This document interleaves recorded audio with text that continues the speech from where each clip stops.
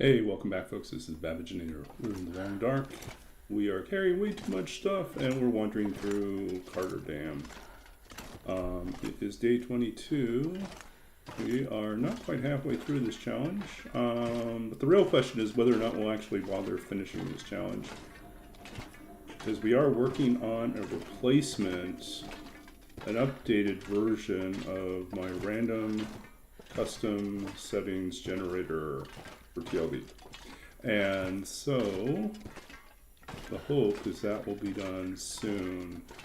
I have started working on it a little bit yesterday, a little bit today, and then I had sort of an epiphany, and I think I'm going to try to tackle things a little bit differently than I originally planned.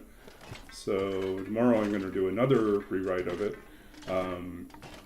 Hopefully we'll be a little more efficient, and we will be able to get to the point where we'll be able to produce random custom runs of an appropriate difficulty setting. So we could say, I want a new random custom run for Stalker, and it would produce something in the right ballpark. That as I've gone through and I've calculated out the weights. This pack is getting too heavy to carry. Like how things are weighted, so that I could determine what the range was. That would be like tolerance range for each of the different levels. And yeah, so I think that's the plan, is to be able to do that with some level of accuracy so that it is bounded, it's within a certain range of expectation. And there are some things that can still left to be fairly random, but there are other things that probably would be better being more consistent with the difficulty setting.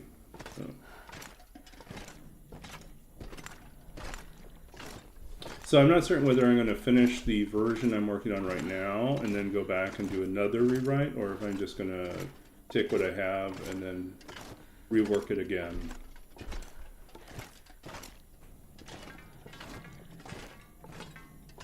Like skip releasing version 2 and go straight to version 3, you know.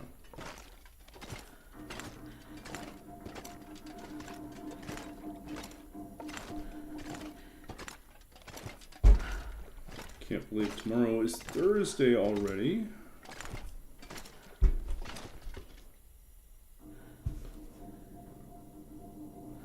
Yep.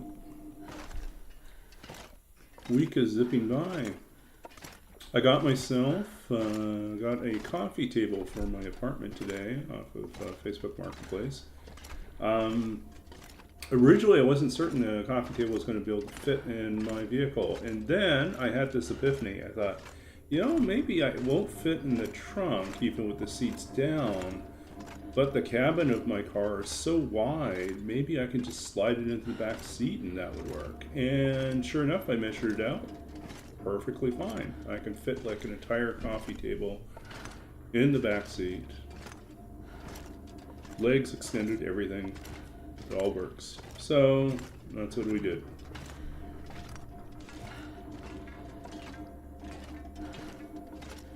$30. That's how much I spent on it. $30. I think I can use this. So I think my roommate's going to be impressed with how little I am spending on furnishing the place.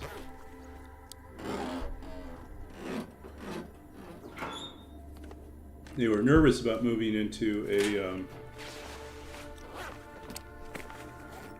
an unfurnished place, thinking that it would probably end up costing us a bit to furnish. And I was like, well, it's August, and there's going to be a lot of people moving in and out. There's going to be a lot of summer renovations that'll be finished up. I think we'll be fine. And sure enough, that's when it worked out. It worked out with a lot of... The market is kind of flooded with stuff that people are trying to get rid of. Prices drop.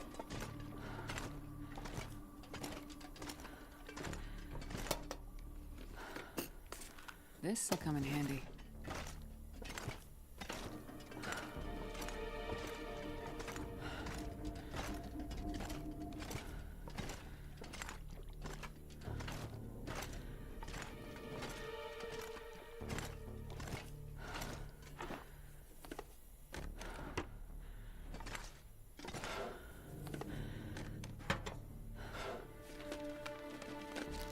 Probably useful.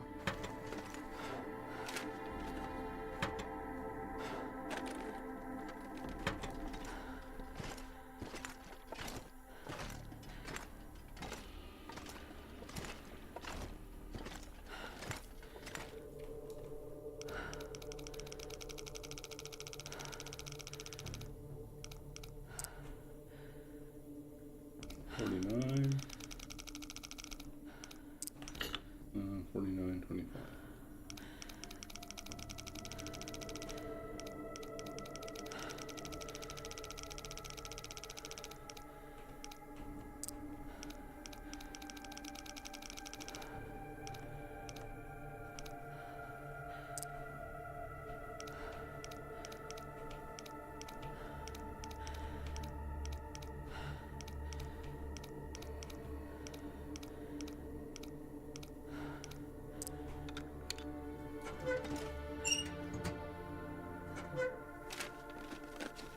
I'll take it.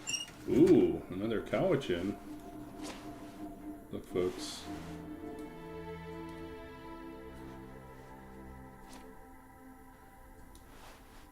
Can't beat that. Wow. Heavy, but good.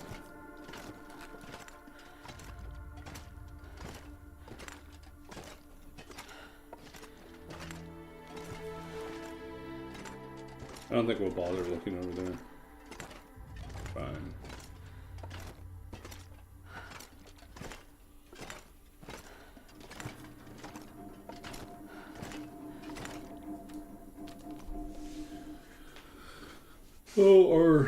I was hoping to get more done on the random generator, but I had to do some bug fixing and troubleshooting on our Python adventure game.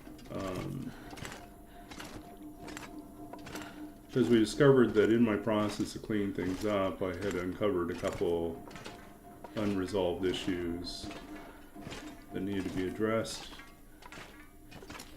Like eating inedible objects was not working properly. Like, should throw a warning of some sort, not just crash the whole thing. And so it's like, that's not right. And things that were in the environment you could eat, but things that were in your inventory you couldn't eat, which is also a problem. And that all had to do with the fact that the logic was all messed up. I don't know, I must have been sleeping when I wrote that logic. Rewrite the whole command so that it would work properly. But yeah, the interesting thing out of this is, like, after doing all that work on this game engine, I have to say I'll probably want to do a different one. It's like there are things that work particularly well, and there were other things that I did not foresee as being problems or challenges that I would probably do completely differently if I were to sit down and do it again. I think a big problem I had was I did not plan for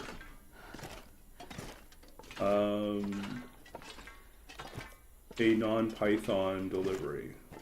That is to say, I wrote it to meet the requirements of the Python class, and so I wrote it so it could be run in a Python environment. But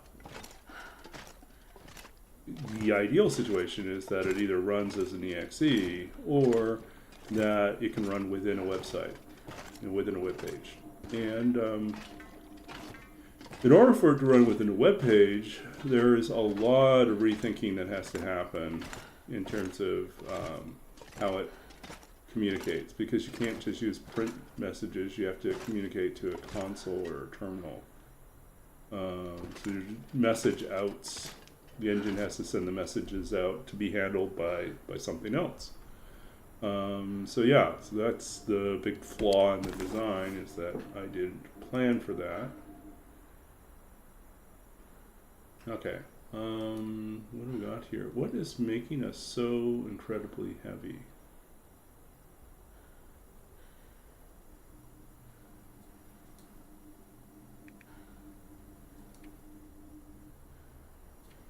Is it all this stuff? It's all this stuff, isn't it? 1, 2.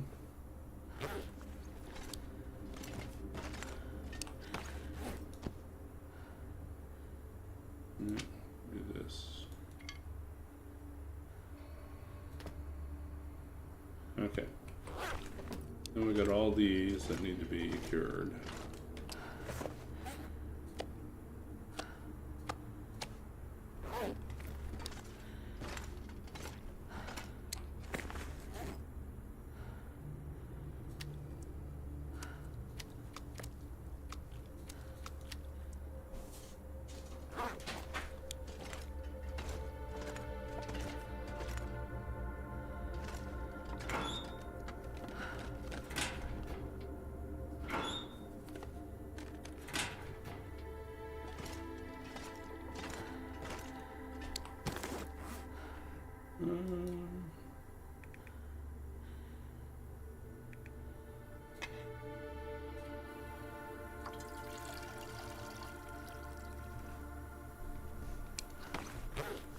We've gotten rid of all our extra fuel.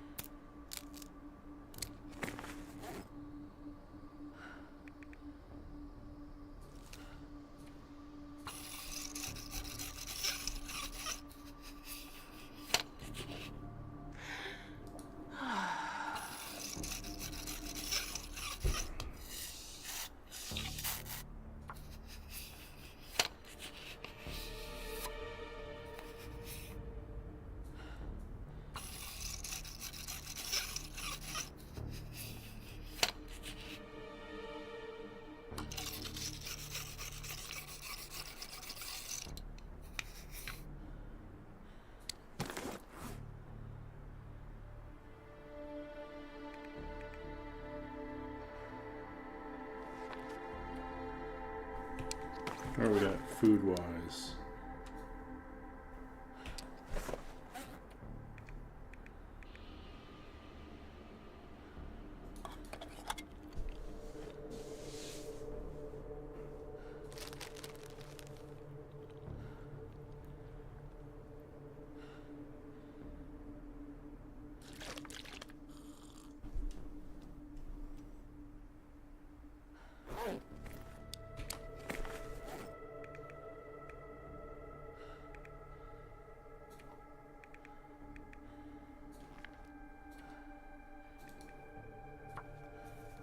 I need to find a place to rest. Okay, only 2 hours left.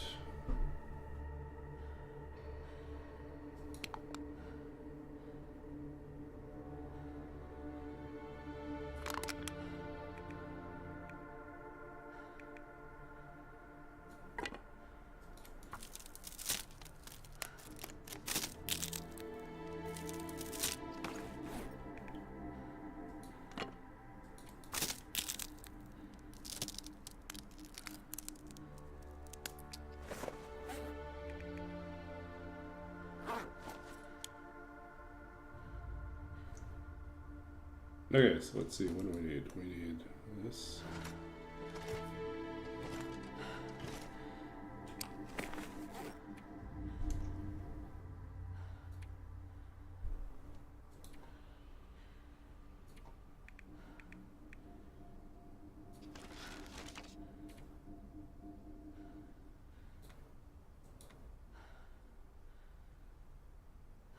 Two hours, 1 hour with a knife. Okay, that's good to know.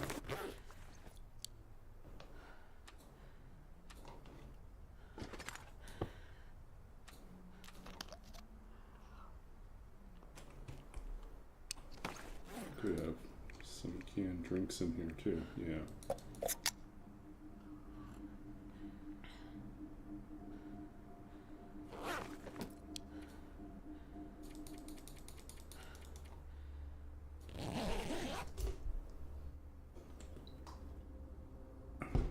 Welcome in, folks. Welcome in, lurkers. This is Babbaginator. I'm Babbaginator. I am a TLD streamer. Stream the Long Dark, based out of Vancouver, BC at the moment.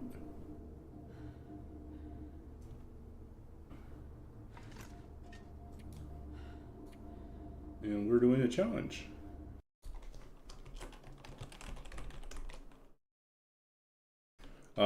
We're doing a challenge where we get a random custom code where we don't know any of the settings and we start it without looking at the settings, and then try to survive 50 days while we try to figure out what the settings are.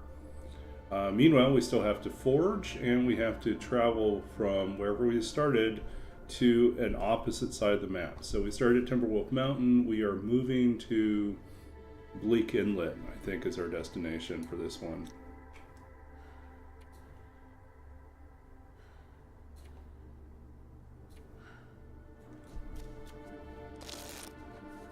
But I'm actually in the process of rewriting the random generator, because what we found was it was a little too random, and in being random, like unbiased random was actually a problem because it would, how can I put this? If most of the options are geared towards lower levels of difficulty, like most of the settings are not the highest setting, and you want challenges that tend to be at a more difficult setting, then what you want is the ability to create a bounded randomness that fits within a certain range that's appropriate for the difficult setting that you want. So if you want a custom stalker challenge that actually feels like Stalker with some unexpected ramp ups or alterations,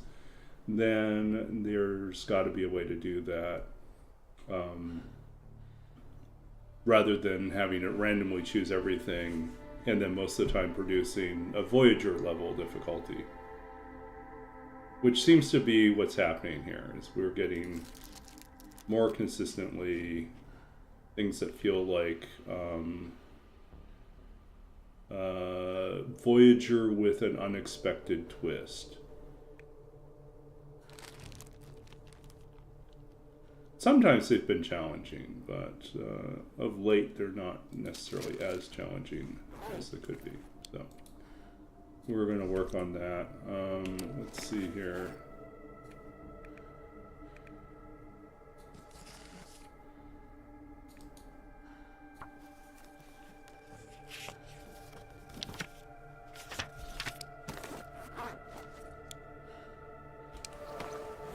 Okay, we did the book learning. We're at 56. Question: what types of things do we need to repair here? We got a brand new second calogen.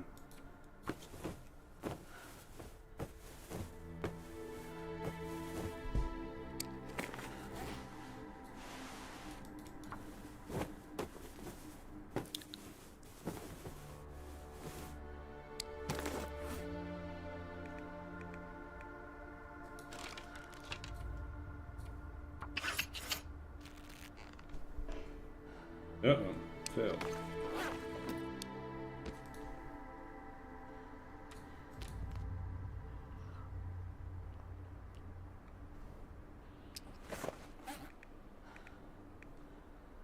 Trying to use up as much of our extra stuff as we can. Wow. I'm sad.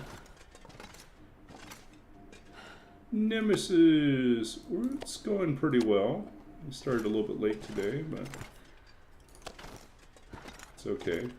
I am partway through my redesign of the custom challenge generator. So the hope is that by Friday, maybe by the end of tomorrow, but by Friday I hope to have a new version where you can set the difficulty range that you want for a custom run. So you can say, like, I want a stalker-like difficulty with custom challenge that's stalker-like, and it will create something that is between stalker and interloper in difficulty.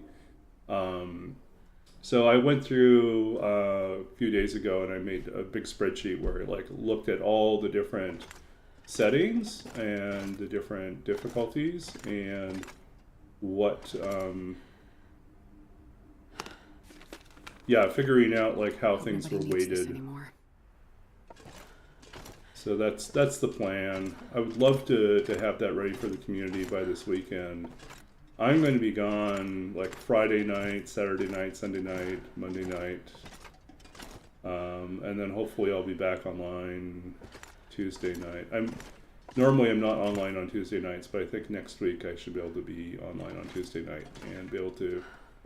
I think we'll probably scrap this run and just start a new challenge, because honestly, the random generator tends to produce, unless you're really unlucky, it tends to produce Voyager level difficulty, because the range, when you randomly choose across the range of difficulties for each of the settings, it will tend to average out in around a Voyager stalker-like level. And so it's like a low-level stalker or moderately challenging Voyager. But those aren't really challenging for me. So I'm I need to be able to set things so that they are consistently between interloper and max values. So that's what I'm looking for, is that ability. But I want other people to be able to choose for themselves if they want to try a different type of challenge. So, okay, so what were we looking for?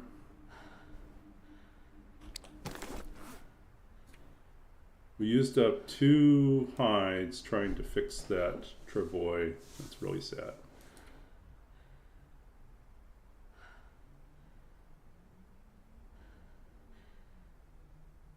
Yeah, I know. I mean, I'm going to make both versions of the generator available. I just want the... because there is something fun about a truly random setting generator, which you have no clue how it's going to mix the things together, and it'll have parts that definitely feel like it's interloper and parts that definitely feel like it's pilgrim, right? And it's all mashed together into one challenge. I just think that the feeling, the difficulty setting, or the feeling of difficulty is going to tend towards being Voyager level when you add up all the different components together, right? Even if there's a particular combination of things that end up making it feel more challenging, there's always going to be enough things that fall in the middle that are going to make it feel like it's Voyager or Stalker. So been reworking that. And what I've decided to do is I was looking at different mechanisms for kind of creating that randomness. And so I figured, well, what I'll do this time is I'll have it so that for each of the settings, there's a range of values it could be. So I set them up in arrays. Right now they're arrays. And the advantage of that is that if I make the order of the array such that the elements are in the order of difficulty, like the easiest setting being in the first position and the hardest setting being the last position, I can use the index to tell me what the difficulty setting is. So it's a really convenient way to get a conversion and know what the difficulty setting is. And use the difficulty number as the weight when calculating the overall challenge difficulty. Anyways, it's a lot of detail for what I'm doing. It'll make more sense when I'm done, because I think I may actually rewrite part of what I've done already, and I may think about it in a little bit different way. Because I'm noticing that it's starting to get a little messy again.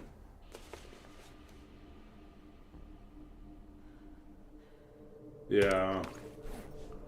I was supposed to get more done today, but I ended up having to spend a good chunk of today instead doing some unexpected bug fixes and troubleshooting on the Python adventure game that we wrote for my group project in my Intro to Python class. Which is already way more than we were expected to do. So we're at 29 already. Look at that. We got too many matches.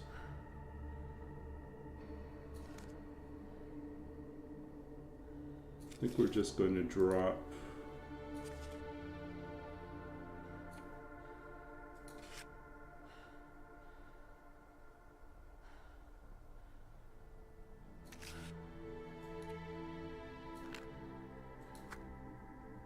Honestly, we only have like 27 days left in the challenge, so we're just not going to use that many matches.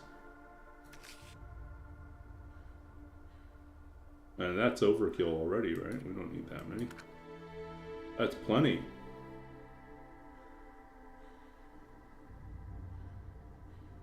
It's not like we're saving a lot of weight on that, but it's just something. I don't expect to get... Yeah, I think I'm going to be smart and not get parasites. There's really no need to get parasites here. So we might get the occasional food poisoning thing, but don't need a ton of stuff here. These, I don't know, we'll hold on to. And then headaches, likewise, unless we get moose stomped, I don't expect... You know, there's not much weight there anyways. Okay, so what do we got? We've already cleaned up all these. This is 4.5 kilograms of cattails. Oh, that's a big chunk of our weight.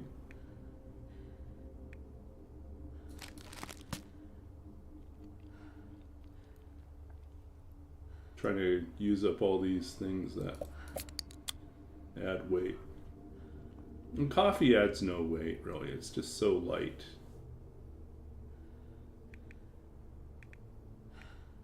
But the flour is an issue, right?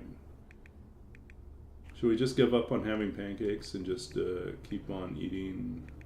I think we do. We just give up on the pancakes. It's just like not worth it.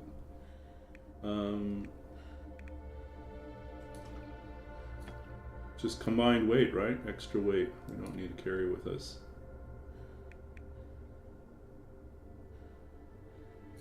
Honestly, we never get around to using this, so we're not going to bother.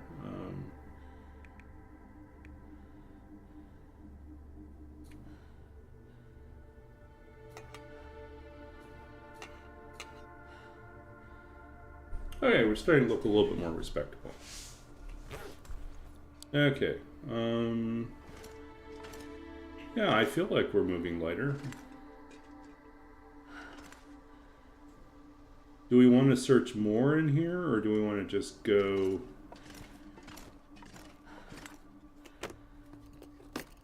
We haven't been upstairs.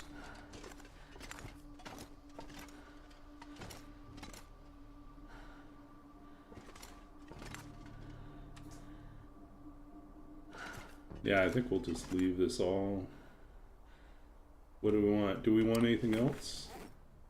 Oh, I know what we wanted to do. We wanted to go and... We can make another arrow or two, I think. 3 arrows. There we go.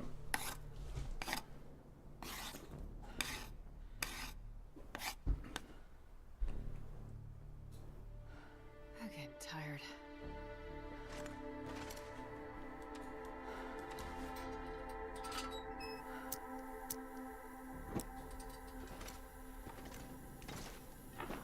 not searched this area yet. Oh, another fire striker. What am I going to do with all these?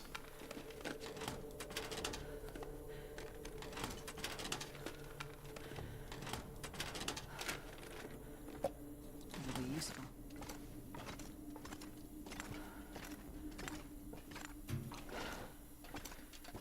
More overkill.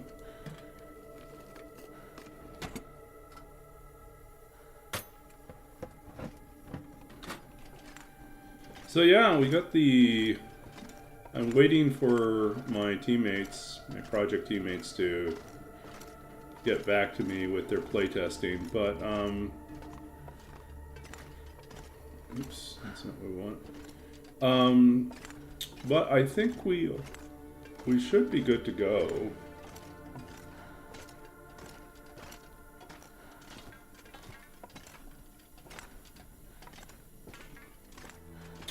I did more testing this afternoon too, so I think it's done. Okay, we already did this. We just want to go to the bathroom and grab the water. That's all we have left.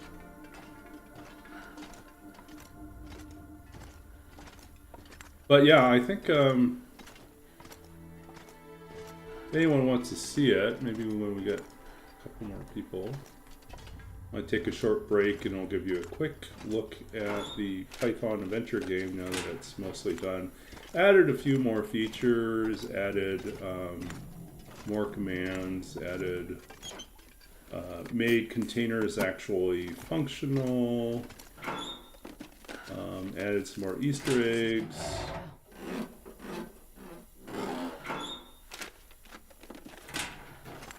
It's still a pretty small game in terms of like the number of rooms that you explore, but that's, and it's not, I mean, there's complexity, but at the same time it's really more proof of concept than it is like a commercial product, right? It's not, doesn't have hundreds of rooms.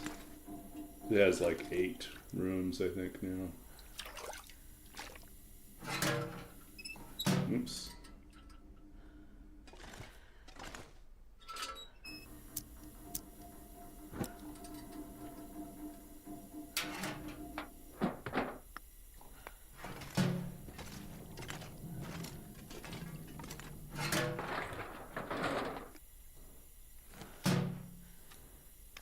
But it doesn't take too long to showcase either, so.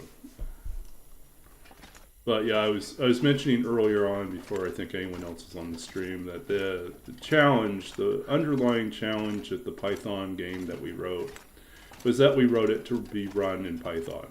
And we didn't think ahead about the fact that we would want to run it within a web browser at some point. And so it's really not set up to do that, and nor is it set up to be turned into an executable. So it means like the only way to run the game at this point is if you have a Python environment and have installed the right libraries. Now it's not really dependent on any libraries that would be beyond. Actually, hold on here.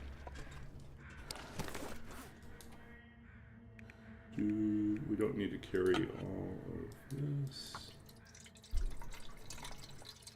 Yeah, so we'll do that here in a second. I'm not going to carry that with us. Well, Astrid's pretty tired. Maybe we should just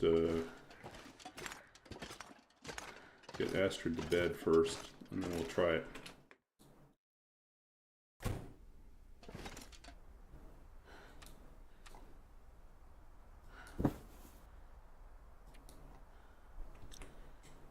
Anything else we can fix?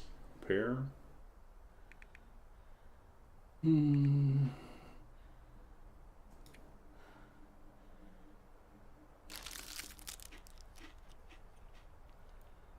we really should eat one of our crappy things here. Dangerous things. No food poisoning from that.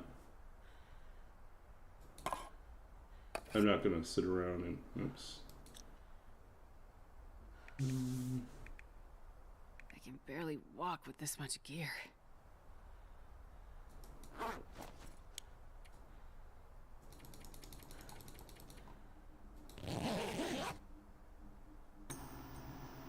Oh, glad I didn't put my sleeping bag on top of a power line. Live wire. That would have been a short way to spend out our days.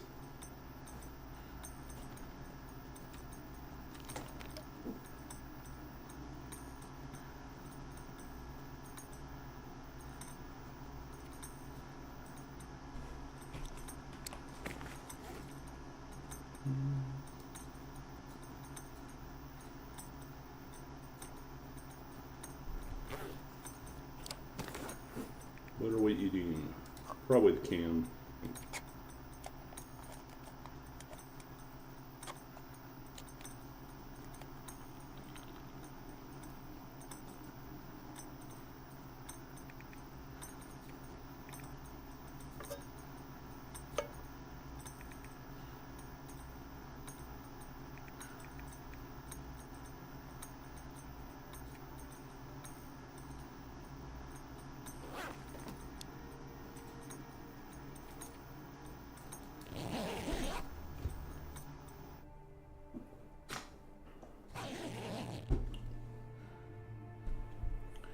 So maybe in about, what, 20 minutes we'll do a little demo of that game.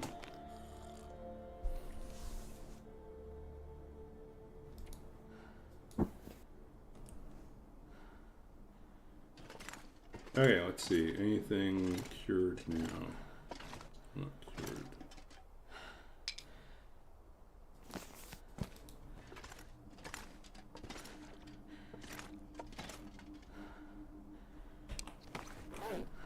Probably should take the guts with us.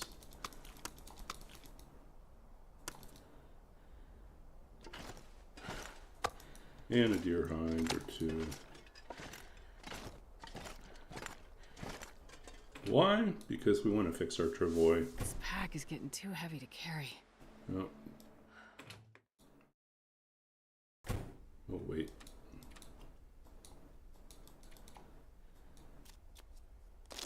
Wait for the sun to rise.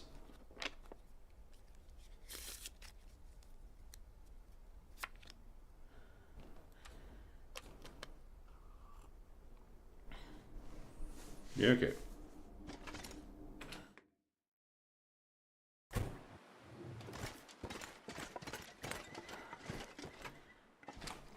What are we eating today? What's for breakfast, Astrid? What's for breakfast? Not thirsty.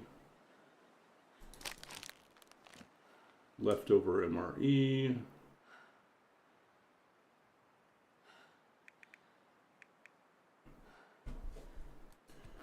So I'm kind of proud of myself. I snagged myself a coffee table today off of Facebook Marketplace. Or actually, I found it a couple days ago. Initially thought I would not be able to fit it into my car. And then the seller really wanted to sell it and said, well, you make it a range of time to stop by and we'll see if it will fit in the car. So I ended up buying a coffee table, which turns out fits in the back seat of the car if it doesn't quite work in the trunk. I'm not going to be able to carry this load for much longer. And only spent $30 for, you know, a pretty new looking coffee table. A really nice looking one, actually. So old. Where are you, buddy?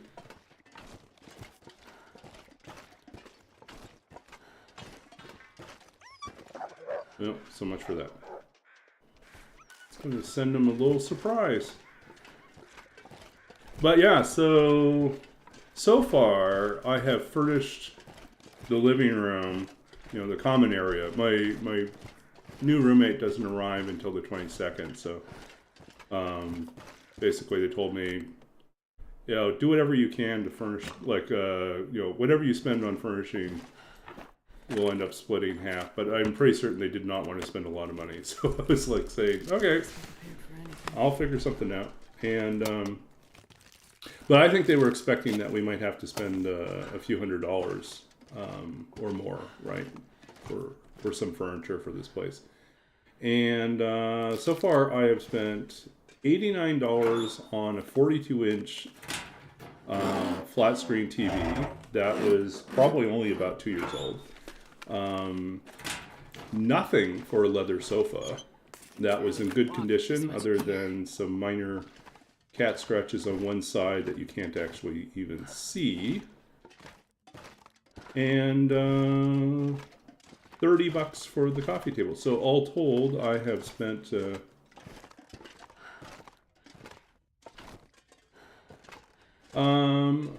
I have not, but I am aware of like other things like that.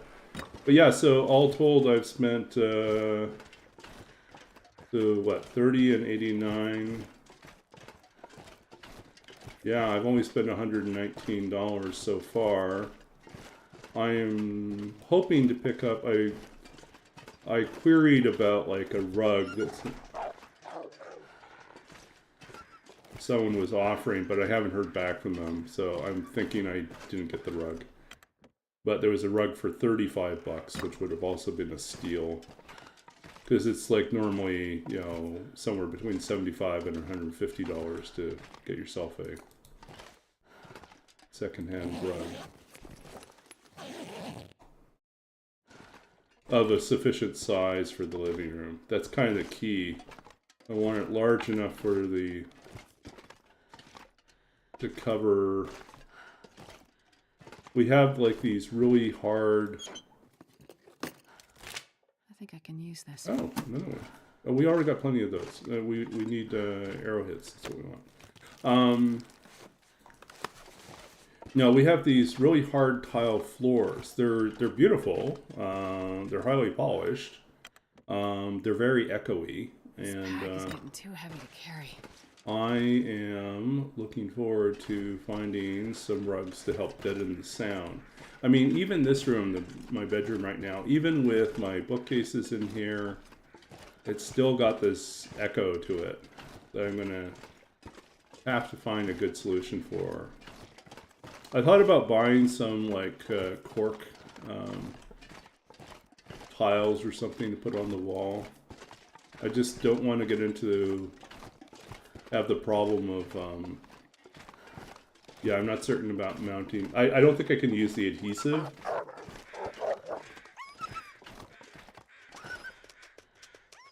Wow. Playing in passive wildlife mode is just so weird. Yeah, rugs are always stupid expensive. Let's see, this guy wants to play fetch.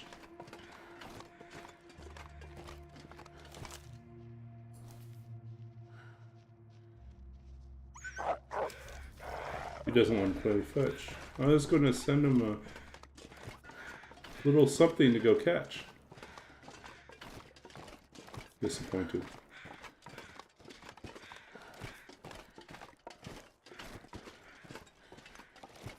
Yeah, rugs are stupid. I really...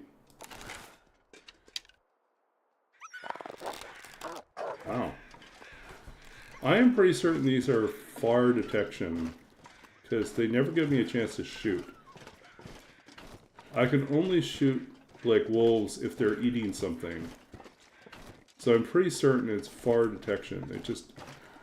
They are really afraid of me. Maybe the wolf fear is also really high, too. I don't know, there's something about this particular configuration which is really annoying. When it comes to hunting, it's really annoying. Yeah, rugs are crazy. I looked at all sorts of different places. IKEA has had a few, and occasionally the IKEA rugs will go on sale, but the challenge is like the larger the space that you're trying to fill, definitely it scales up a lot. Like looking on Wayfair just makes you sad because it's like, oh, that's way too much money. When I'm in student mode, I just don't have that budget. Or I can't rationalize it. I think that's what it boils down to. It's like sometimes, even if I could afford it, I wouldn't. Look at these guys.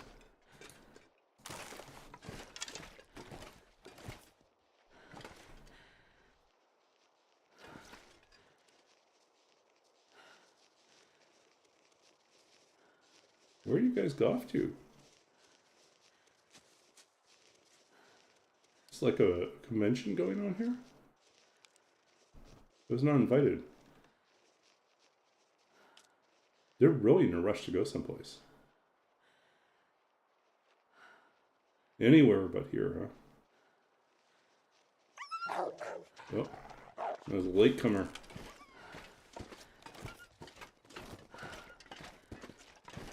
Yeah, rugs are so expensive. Maybe we should just make our own. I don't have like this gigantic loom for doing that. Yeah, they're having a convention over there. Look at that. They're all hanging out over there.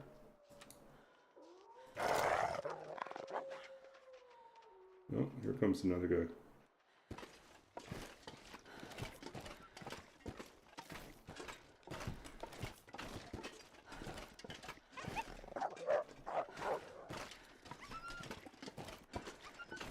I swear, this is like all the fun of hunting goes out the window when everything runs away before you even get a chance to shoot.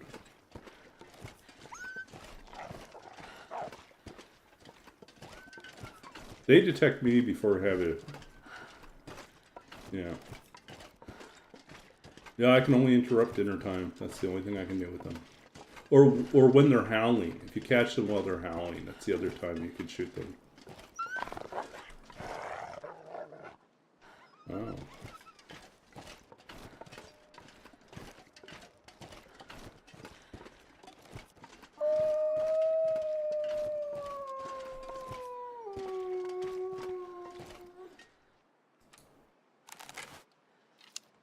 I gotta shoot this guy, right?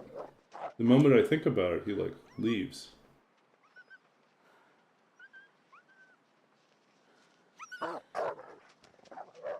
Like he's going to, yeah, right there. He just cannot do it.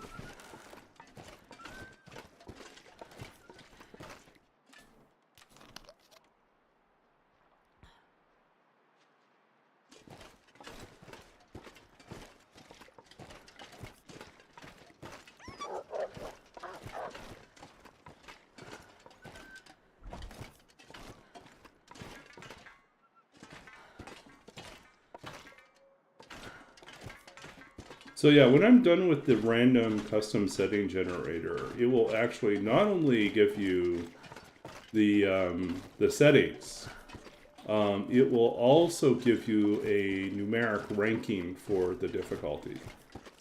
So you will know then, like how hard that is. So there's like a total, if you were to crank everything to max value for difficulty, there is an absolute cap, right? And then there's interlopers below that. And there's enough wiggle room in there that you could actually create a variety of challenges beyond that. I've also wondered if I should weight certain difficulty settings, certain settings to be extra, like in terms of their value in calculating difficulty, if they should just be weighed a lot more. For instance, I figure that Endless Night should definitely be weighed more than a typical setting, because trying to survive in a perfectly always night environment is going to be a lot harder than having the regular day cycles. Yeah.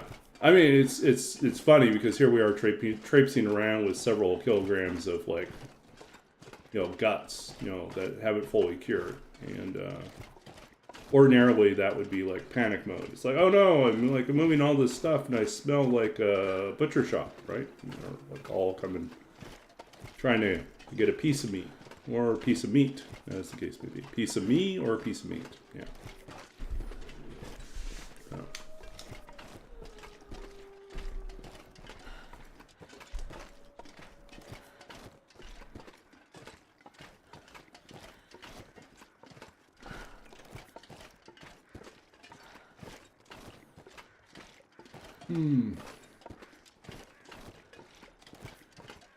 You know, when I was unpacking my stuff, I feel like I have lost or misplaced one of my lights.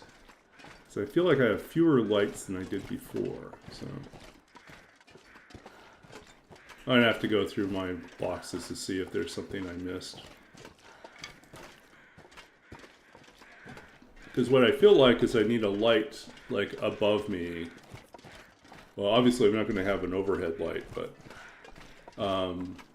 you know what they call a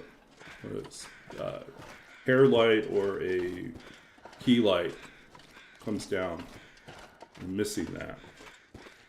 Because before, in the place I had before, there was a shelf that was built into the built-in wall shelf that overhung the desk area. And there was a lip on it, so I clipped a light onto there, so it was the perfect height. It was like shining right at the right place for me. But now there's like nothing, right? There's the wall, and so I'd have to put something on the wall.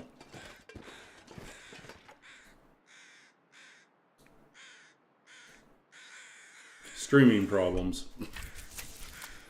But I notice that sometimes it's like, I got all this light coming this direction.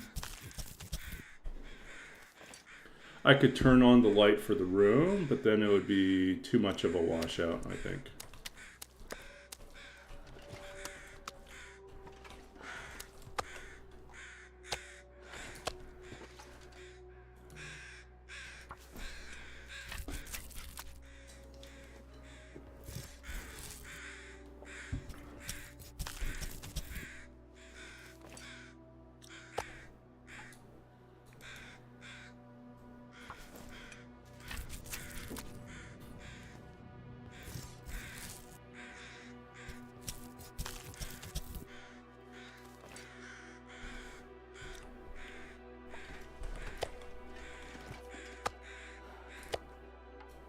Do we want anything else? Do we want more guts? No, we don't need more guts. We don't need anything else. We want more feathers. That's what we want. Feathers.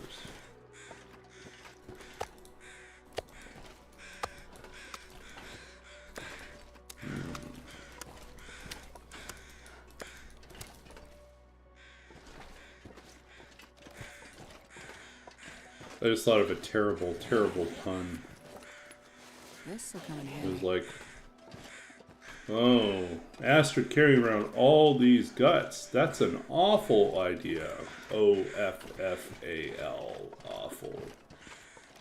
I.e. referring to viscera and guts.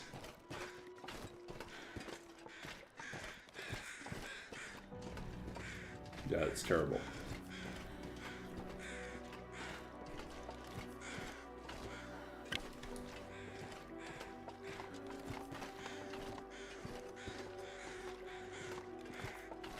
Look, there are flares everywhere around here. I'll take it. We could get even better.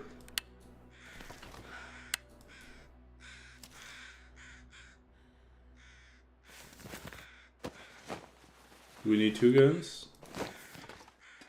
Or John Woo, we've got, well, we're more like Dirty Harry. I was gonna say John Woo, but it's not really the same. Okay, do we really need two guns? No, we don't need two guns. That's silly. Let's see. Actions. Oh, wait a sec. Could you give me the action unload from here? It does. Okay, there we go. Okay.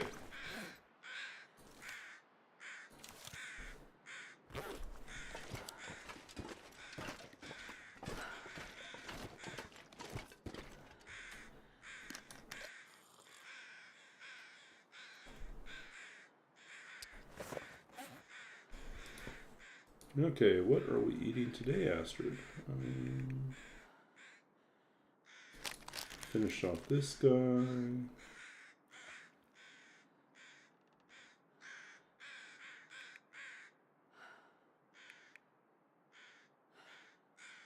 Do we feel lucky? We feel lucky. Alright.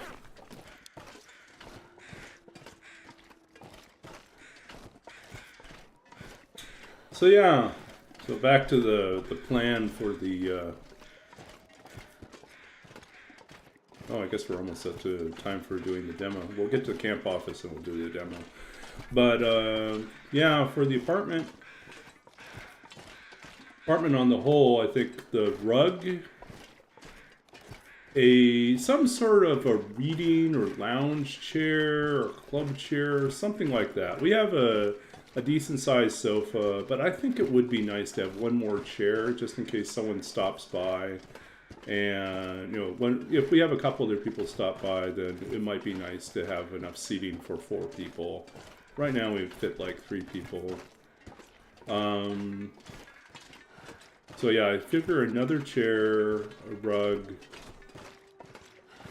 and what else am I looking at? Wall decor. But I figure we'll do that once they arrive, and we'll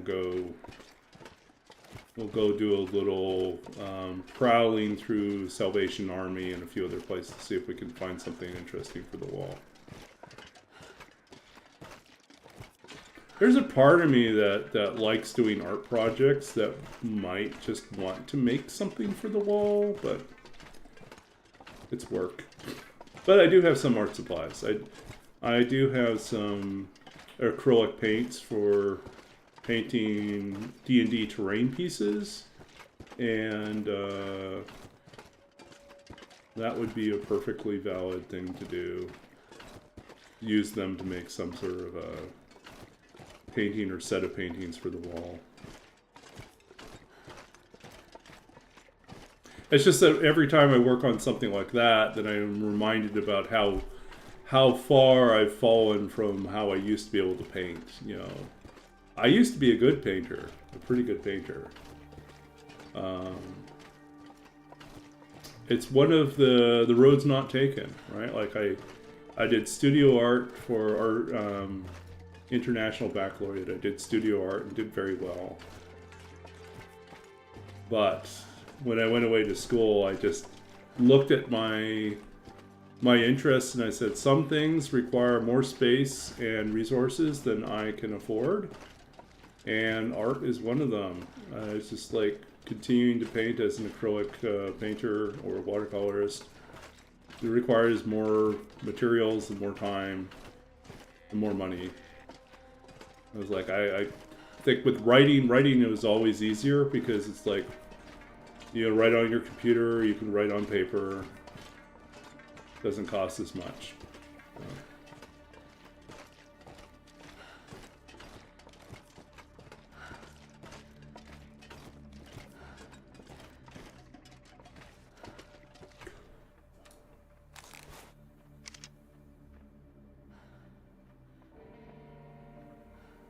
Try for this ridiculously long shot.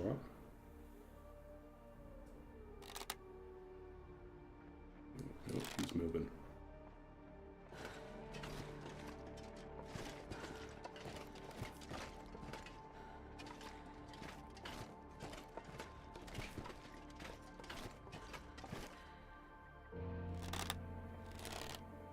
See, it just keeps wanting to move.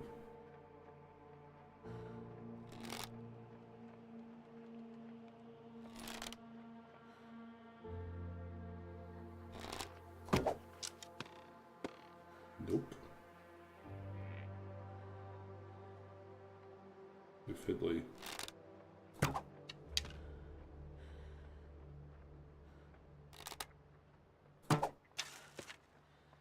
Too short.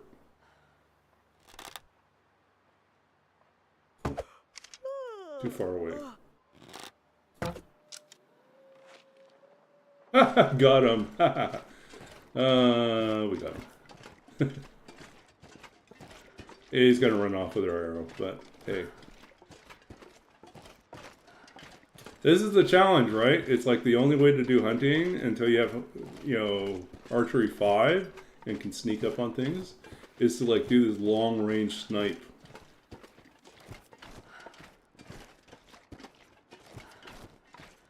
We'll get a feel for how far off we were. Look at this. We were like incrementally moving closer, right? It was like, no, a little bit too short. No, a little too short. No, a little too short. And then over here, it was like... And we finally zeroed it in. Like nailed him right over here. But we had one that went too far.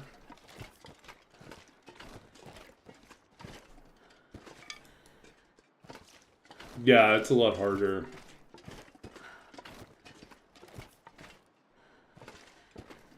I don't think we're going to bother. We're going to be one of those terrible hunters that wounds an animal and then leaves it to die out there and then like says, we'll look for the crows and find it later. Such a terrible person. Astrid, you are a horrible, horrible person for doing this. Somewhere there's a wounded animal that's waiting for you to kill it. Oh, speaking of animals waiting to be killed.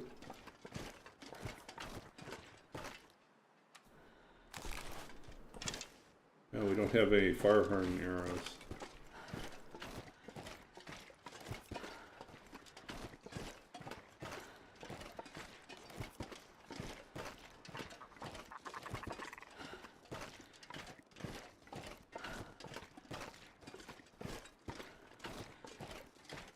Where are you guys at?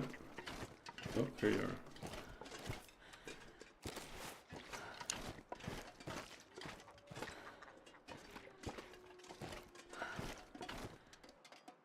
So many of them.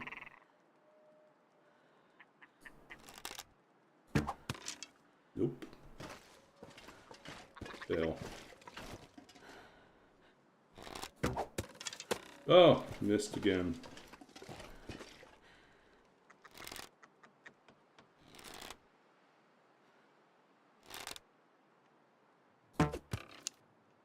Over the top. There we go.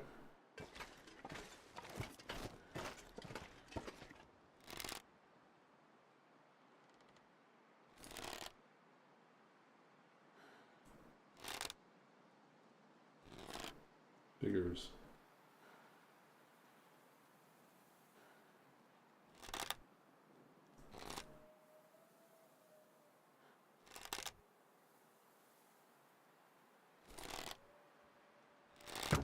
Ah, I missed it. I didn't mean to let it go. There it goes. Off it runs.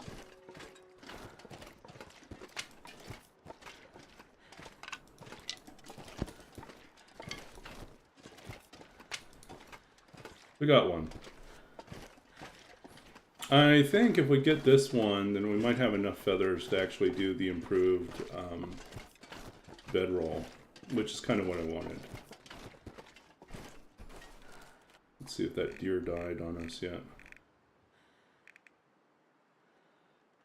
Yeah, we never got the bear. We killed the bear and never harvested that guy.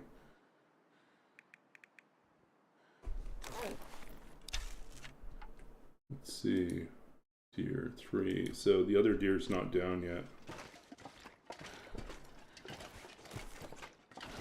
We've got some food to cook. But the snow's coming down. Okay.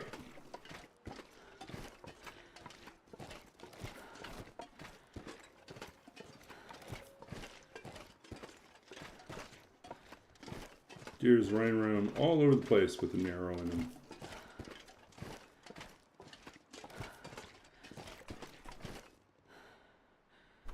Okay, so let's see what we got here.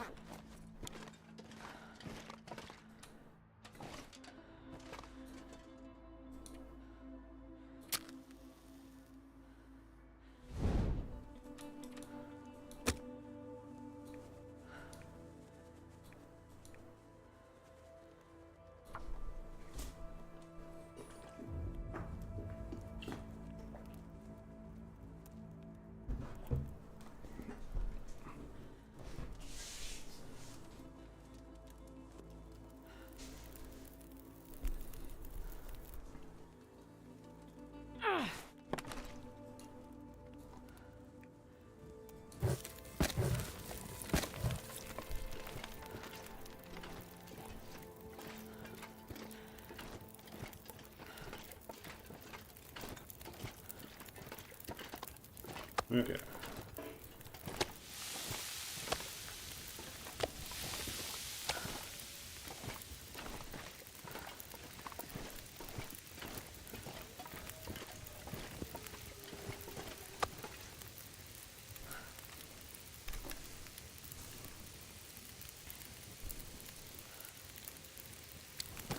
Okay, let us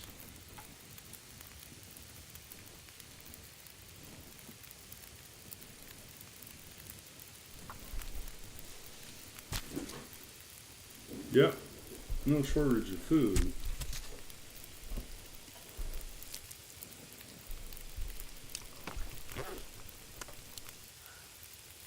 Oh, I remember the other thing we got for the apartment already.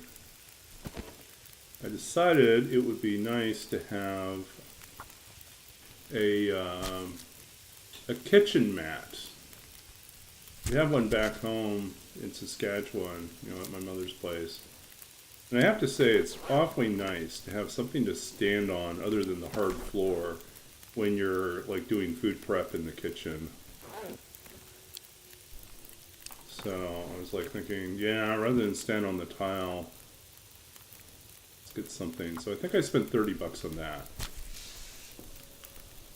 So it's you know, it's not fabric, it's, you know, polyurethane or whatever it is, but it's got a cushion in it. Easy to clean, but it makes it easier to stand on hard tile. So.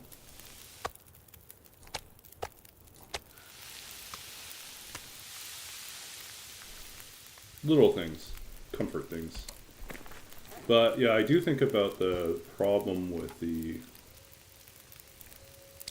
30 minutes. Yeah, that's not going to work, is it? Well, maybe.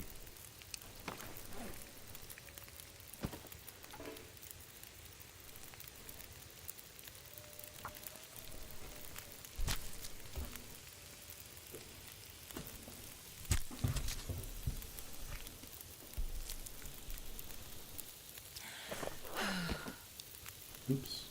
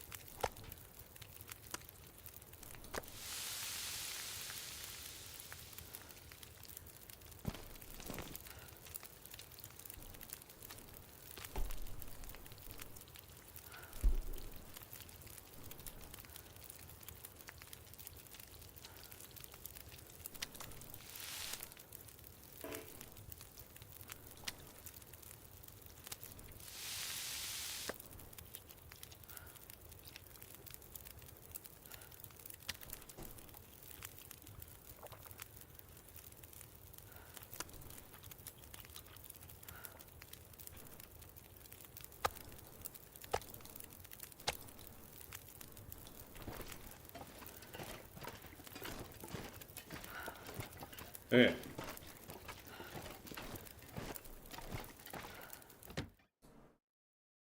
I'm not going to be able to carry this load for much longer. Okay, you don't have to, Astrid. You can lay down your load.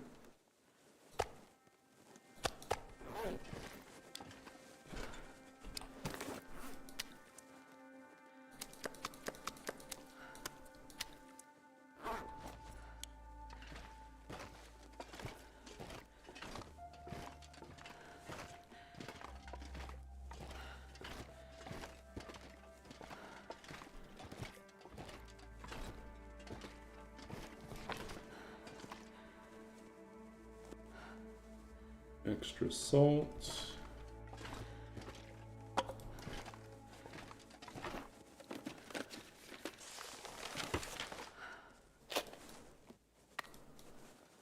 Line and hook.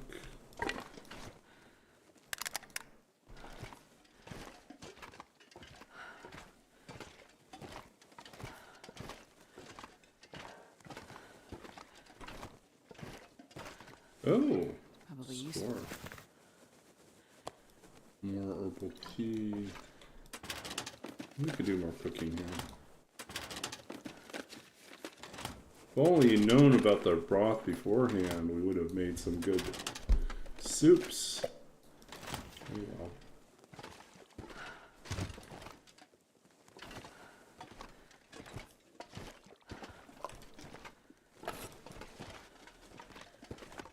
There's the flour. Still trying to make some sort of soup.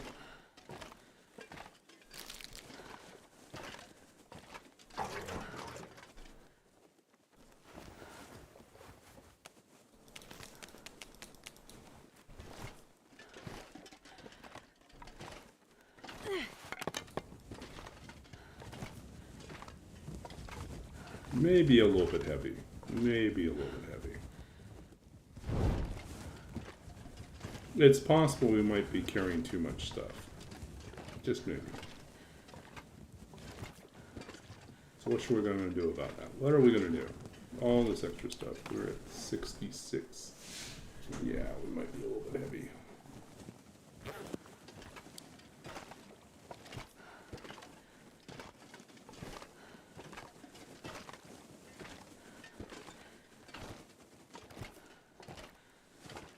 Okay.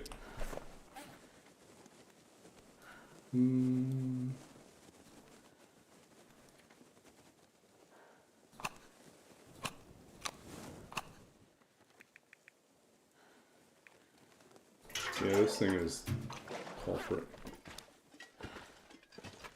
I mean, it's not the only problem we have, but it's a big part of our problem.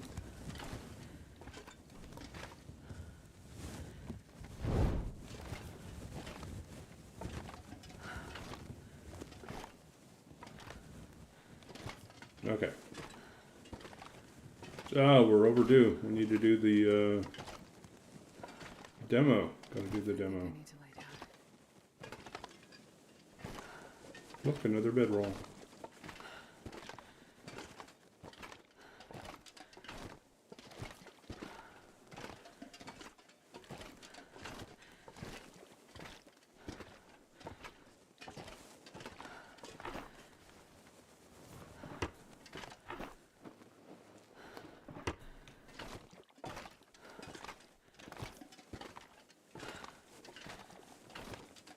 Hockey jersey.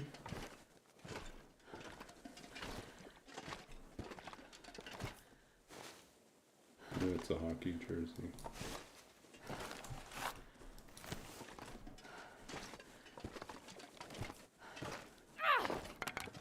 Okay, whatever.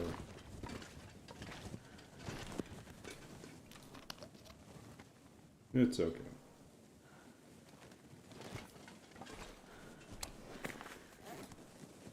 Okay, we're going to drop this one.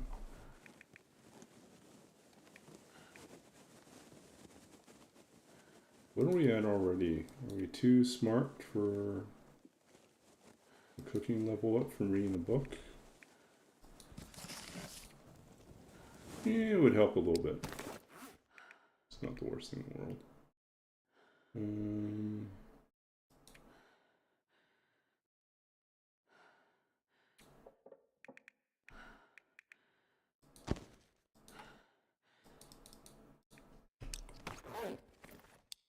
Okay, let's see how much we can get done here with this.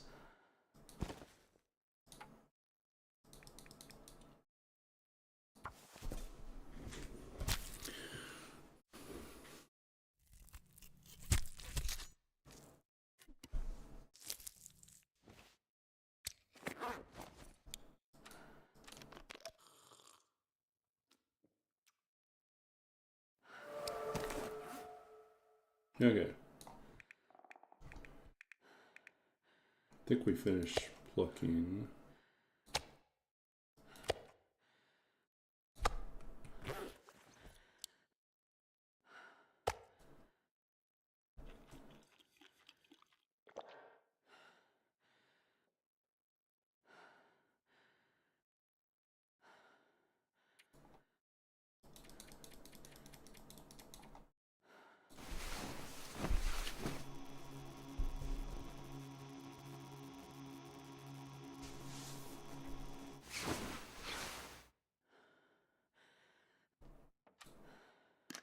We're almost at day 25. Look at us.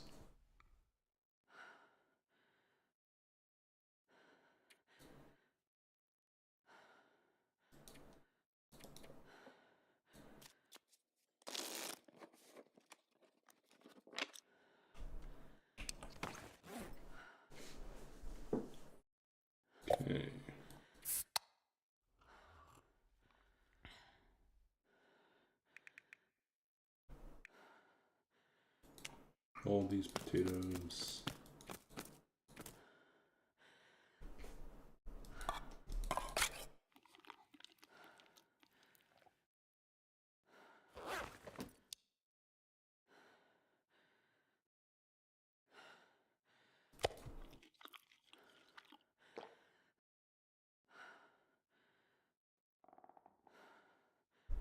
Okay, we're going to take a little break here, switch gears, and do something, the little prototype, the little game thing that we've been working on.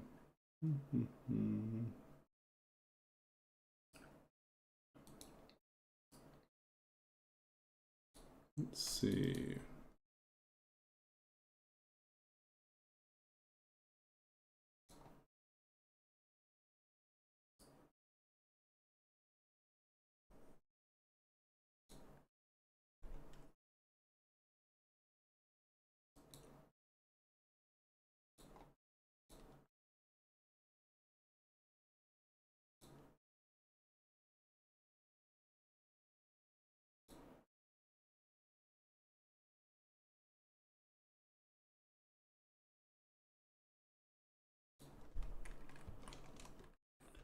Okay, to make a slight adjustment here.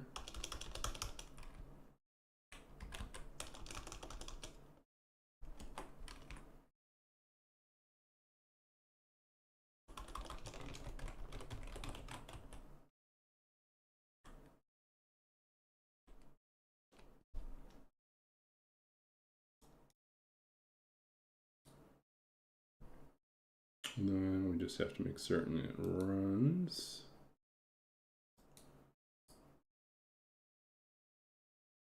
In a new.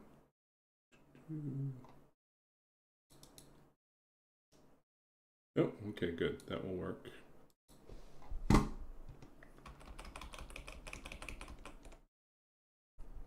Okay, we just need to switch to, let's see here, what will work.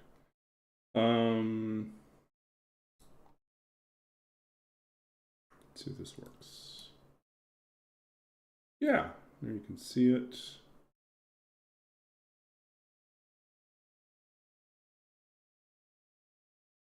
No, we'll probably want to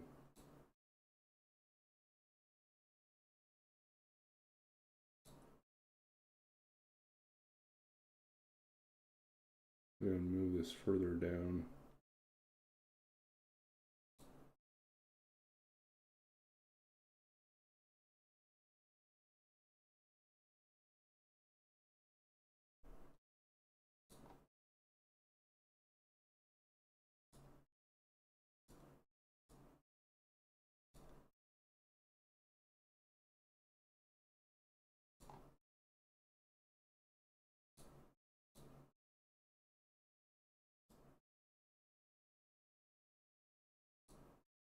Okay.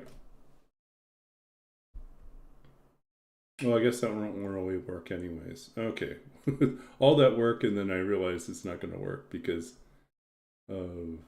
Well, actually, I guess this can work, right? If I shrink the size of the window and I reduce this down a little bit more.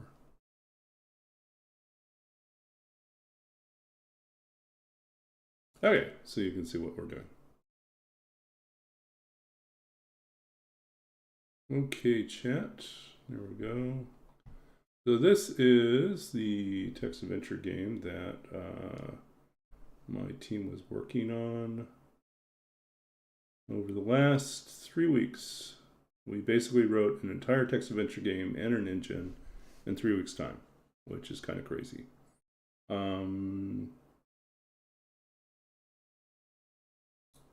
Okay, there we go. So yeah, so basically it is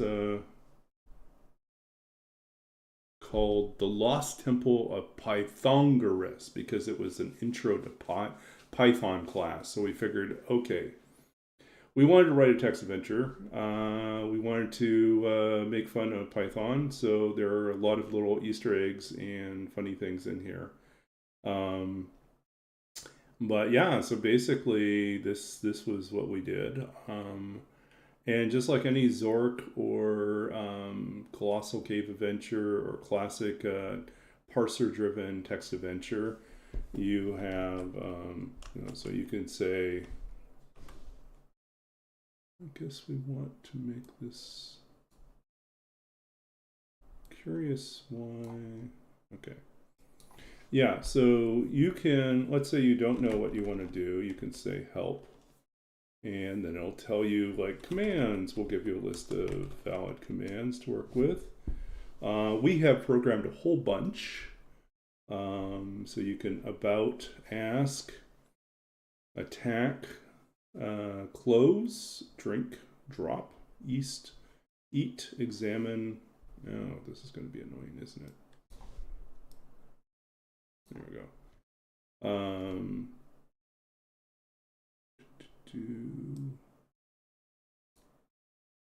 I think you can still read it, right? Nope.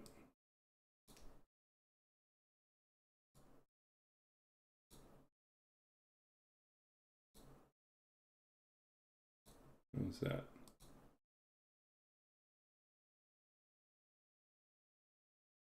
Okay. So anyways, yeah, you can do a bunch of different commands and interact with the game, right? With the game world. And you can do some funny, silly things as well. So like we did throw in things like you can kick. So you like kick the lantern. And you kick the lantern, you break your toe. That didn't go as planned. Right? You can type in stats and you can see you took a point of damage from kicking that. Oops. So you have a starting arm class, an attack modifier, and hit points. Let's see, you can look around. You probably want to take the lantern, I'm guessing. You could just take all if you're not certain what to do. But anyways, I'll let you guys in chat if you want to suggest a few things we can try out, and you'll get to see some of the weird, fun things that we put in here. Yeah. So basically, yeah, you can go east or west right now, and there's a lantern, and you're at the front of the cave. Yeah, you can use the lantern. You light the lantern, a bright light surrounds you.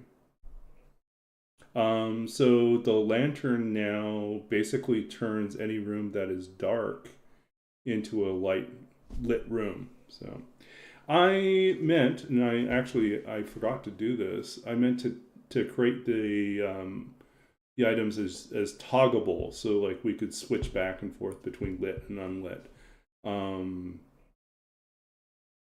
I'll take a look tomorrow morning. I kind of want to be done, so I was like, but this is good enough, right? So, so anyways, the lantern's lit. You can go east or west.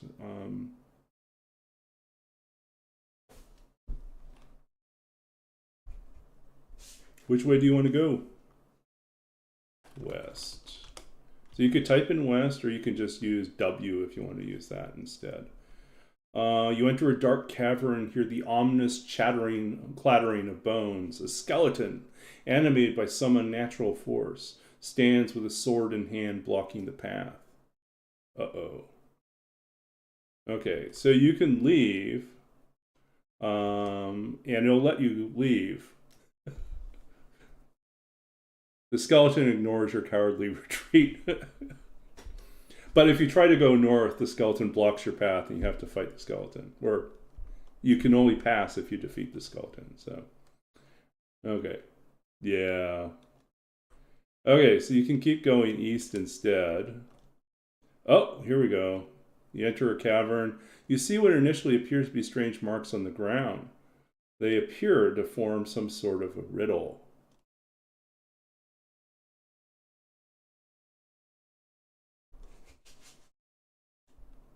So, I assume you probably want to do something Yeah, you can say read the riddle. And look, it puts it up in a little box. I made little boxes. I'm pretty proud about that. I have a little function that you pass it a message, even if it's multi-line, and it spits it back out in a box format. So if you speak my name, I am gone. Hold your peace, and I am there. So, any thoughts? What could it be? So the guy on my team who came up with the riddle is his background is actually in classics, and so he said, I want to come up with a classical riddle, something that's from antiquity. So this is actually a very, very old riddle from classics. My original placeholder riddle was the fish riddle from the Hobbit. But if you don't know, let's say you're stuck, you could say, hint, what is broken when you speak? Me. No, I was.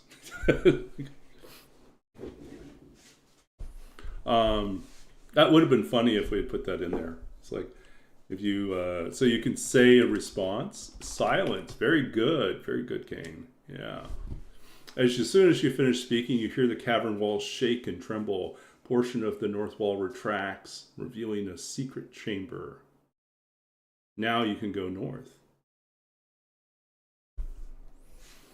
But you could still go east, and west will take you back towards the skeleton.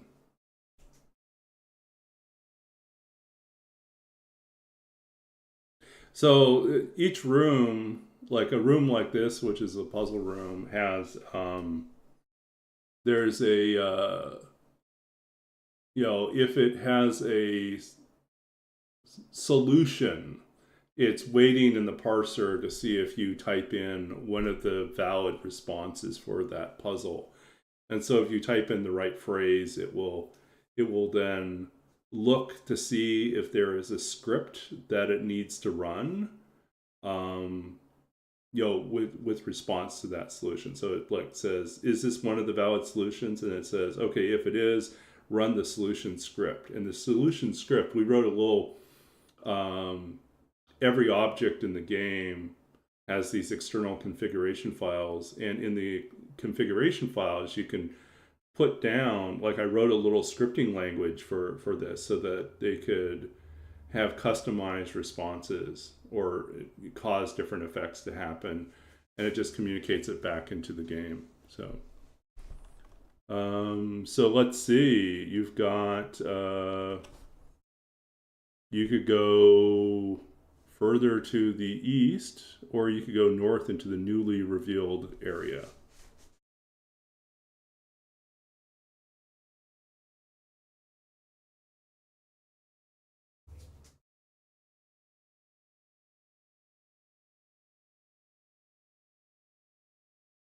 This is much more fun with you guys because I already know everything, and so when I'm playtesting, I'm in speed mode. I'm like doing the most efficient pass possible, but it doesn't allow you to really see how people play the game. Oh, yeah, Nemesis, take us away. Where are we going? East or north?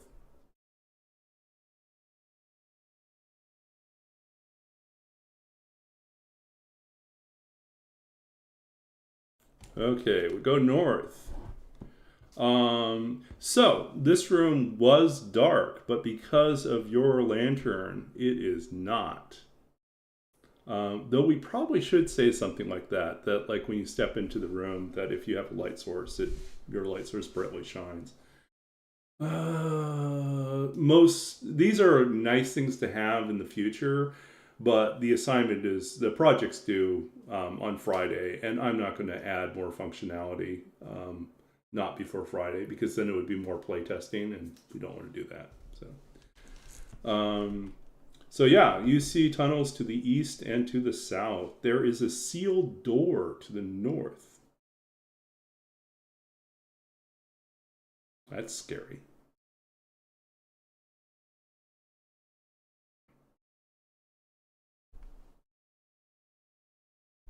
South is where you came from, yes. You cannot move there. The door is sealed. Oh, you can look at the door. Look at door. A huge bronze door on the north wall that looks too heavy to pass through on your own. The engravings on the door depict a gigantic python encircling the world. There appears to be a place to insert a large key. But, sadly, all you're carrying is a lantern. You have not found the large key.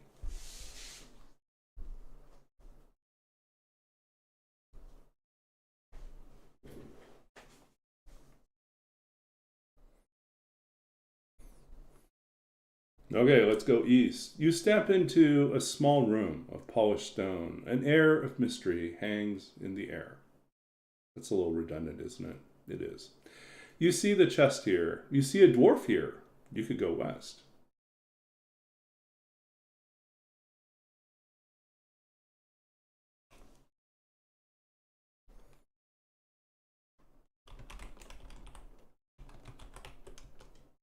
You talk to the dwarf. The dwarf says, I haven't been able to get that chest open. If only I had a skeleton key.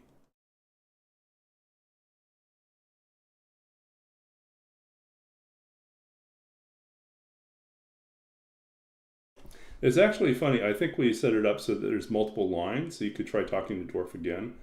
The dwarf says, they call these regular expressions, but they sound pretty unusual to me.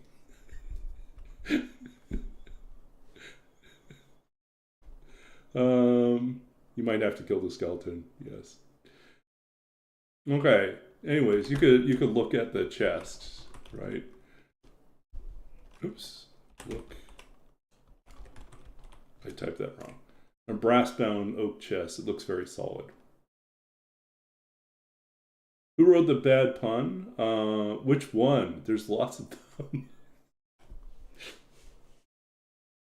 But the skeleton key was my idea.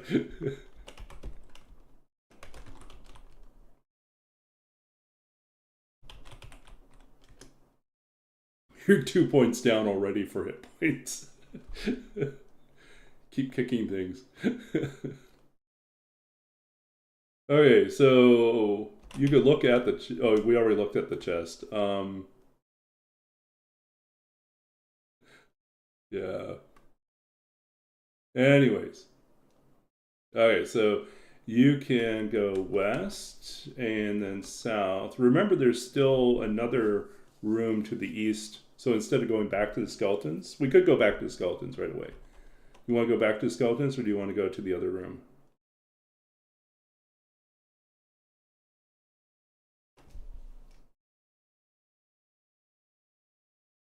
Okay, east. Okay, you find a dead end with a large stone. Embedded in the stone is a sword. The sword and stone are here. You can go west.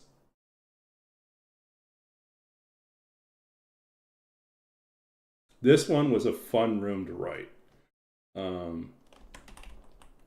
Look at what? I mean, you're just, if you type in look, you just get the room. So you have to look at something specific.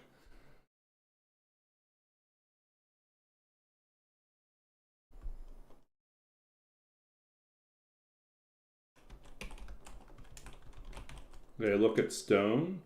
A large, impressive looking stone made all the more impressive because of a big heroic sword stuck in it. You feel lucky just to look at it. And then if you look at the sword, then you would see a strangely heroic sword.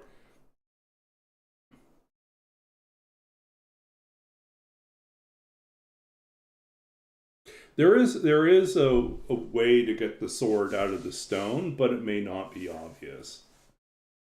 There's like a very subtle clue here, but you could search the room, but you don't find anything else of interest. If you don't know, you can always ask. You can say hint. There seem to be faint pink stains on the stone. They look almost like lipstick.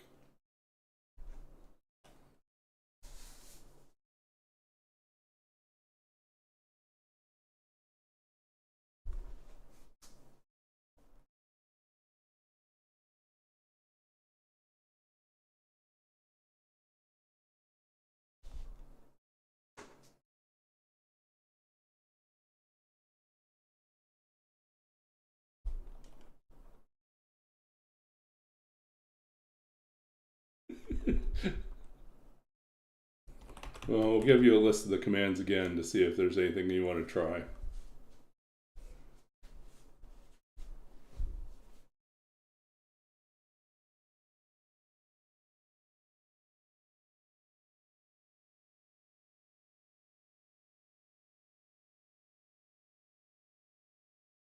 You can continue kicking things, but I would not recommend it in this case. You can give up on this too, and you could just go and fight the skeleton. This room is not a required... Well, let's see, I take that back. This room, getting the sword would make the final encounter much, much easier. But in theory, you don't need it. It's just that the odds are heavily stacked against you.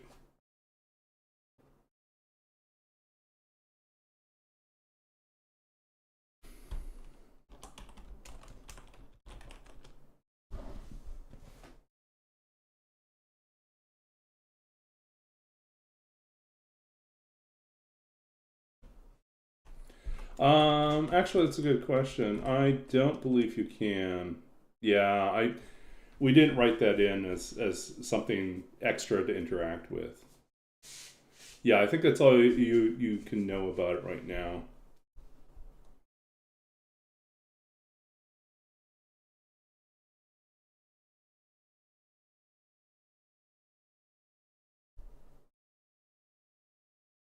Do you want a hint, or do you want to leave it and try the skeleton? Try to defeat the skeleton.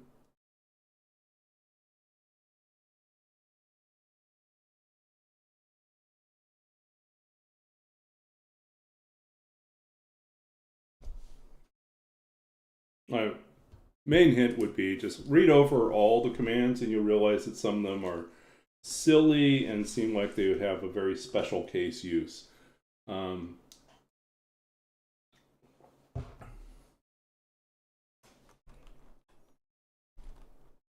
Yeah.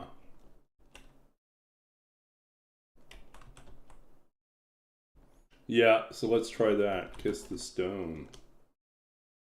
You kiss the stone and feel luckier. Also, probably quite purely coincidentally, you hear an audible crack as the stone releases its grip on the sword. You are next to a large stone. The sword looks loose now. There is nothing else here.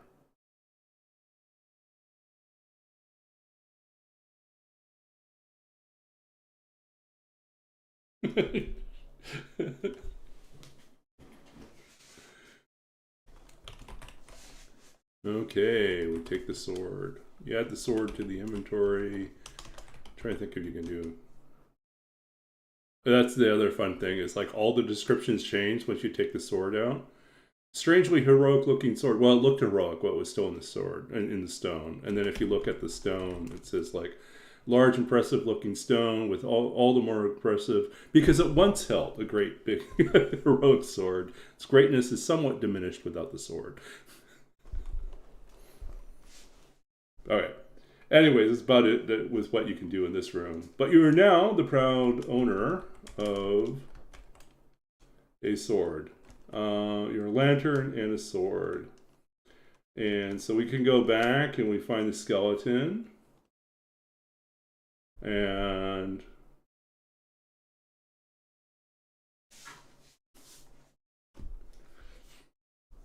now you can attack, or you could talk to it. Yeah, talk to skeleton.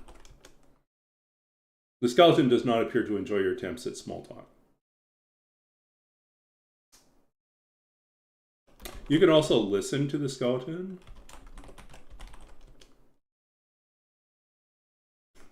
And all the skeleton says grrr. Which is like, why does the skeleton say grrr? I don't know. Is grinding his teeth? I don't know.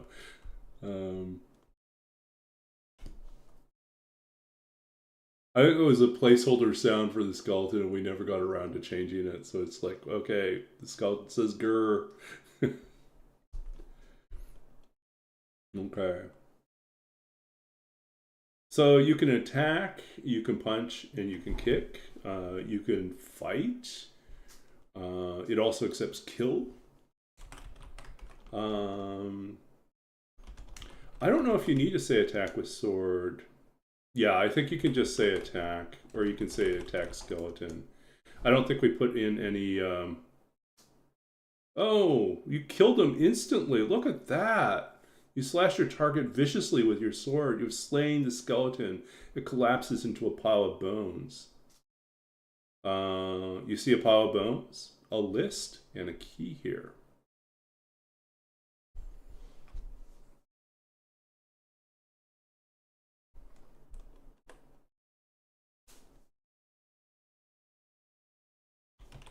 Okay.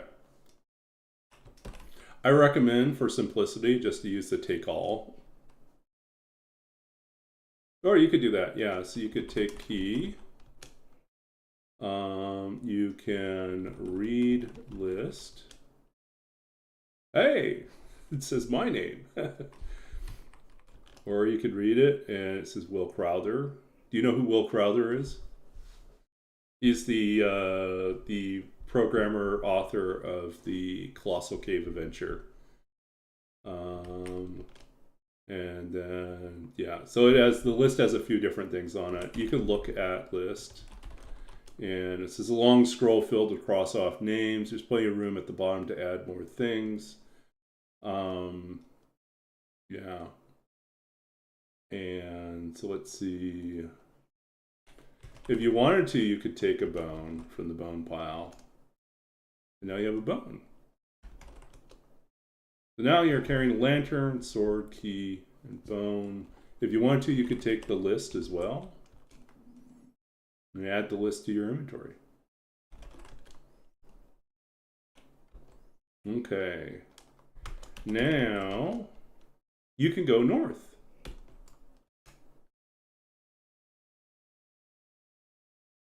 You enter a spacious cavern. We meant to change the title of the room so it's not so obvious that there's stuff hidden here. But oh well. The walls are covered in glowing moss. A pile of rocks sits at the center of the room. The moss and the pile of rocks are here. You can go south.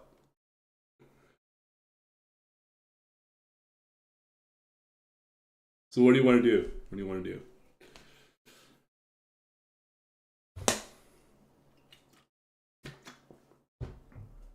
Okay, so you can look at the pile.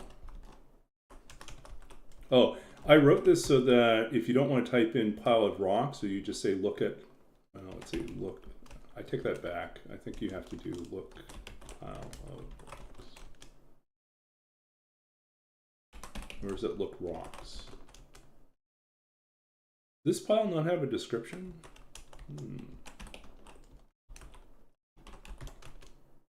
I guess not. Okay. Maybe I'll have to look into that.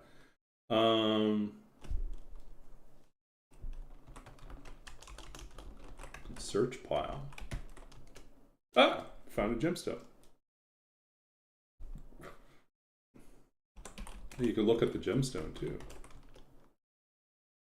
Sparkling gemstone, clearly extremely valuable. Clearly. Yeah. Anyways. So you probably want to take the gemstone, right? I'm assuming. Yeah, it's very much classic adventure game problem, which is like there's always a limited vocabulary, and sometimes the programmer can't anticipate every single combination of things that might show up. We actually did use regular expressions to try to cover some of those things, but I think we still aren't able to cover every single situation. It's not going to be a perfect natural language processor, in that respect. Okay, so now we're carrying a lantern, sword, a key, bone. We could look at the key. Look at key. A small key made out of bone. Anyways, so I assume, unless you want to... anything else in this room? I don't know if you want a rock or you want to take the moss. If not, you can just go south. To the dwarf. Okay, then we go back, then we go east. You see the chest here.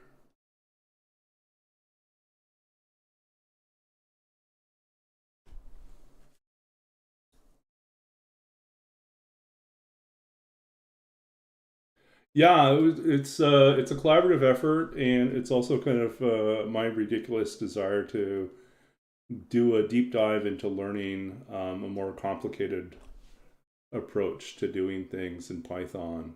It's like I've been writing Python scripts for small tasks for work, for different, like mainly just cleaning text and data files and things like that. And I was like, I really want to push myself a lot further, so I decided we'd do a project that was much more complicated. Um, oh yeah, you can go back and take the. Here, we'll go back.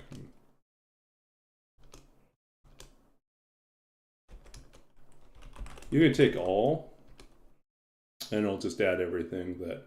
Take all is a good thing to do if you're not certain what's in the room, because if it is takeable, it will take it.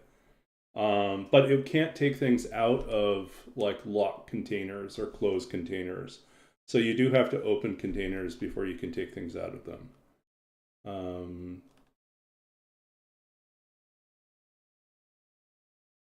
Okay. Well, you're going to miss out on. We're actually almost done, to be honest. Here,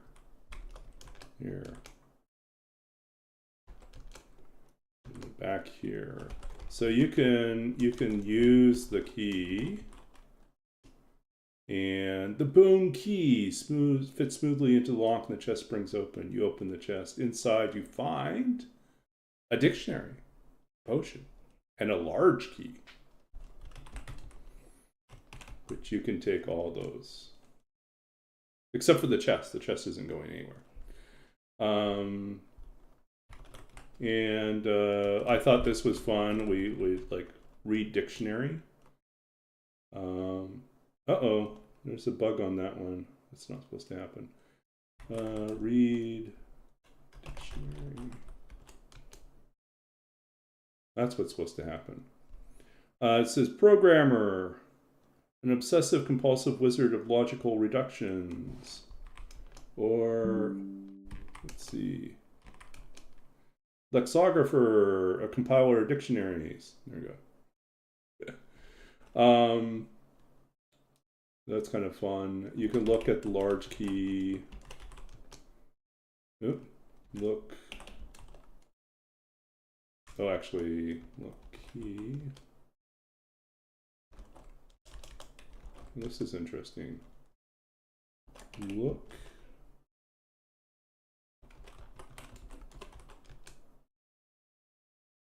Okay, I'm going to have to look into this.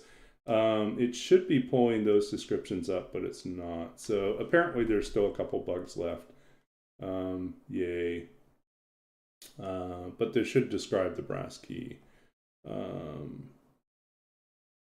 To any case, let's go and use the other key.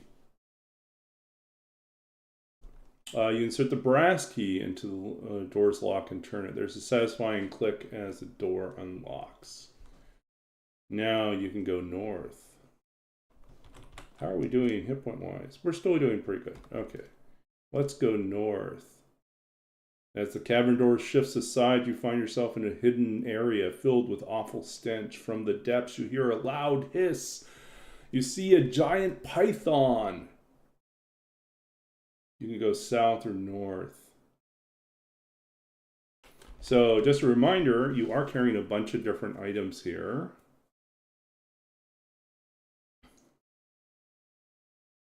I think look, potion. Yeah. Look. Yeah. Okay. Okay, so yeah, so you could drink the potion. You could just fight the python. Your sword is a huge boost actually right now. Your attack modifier is an 8, which is much better than the 4 that you had before. So anyways, you slash the target.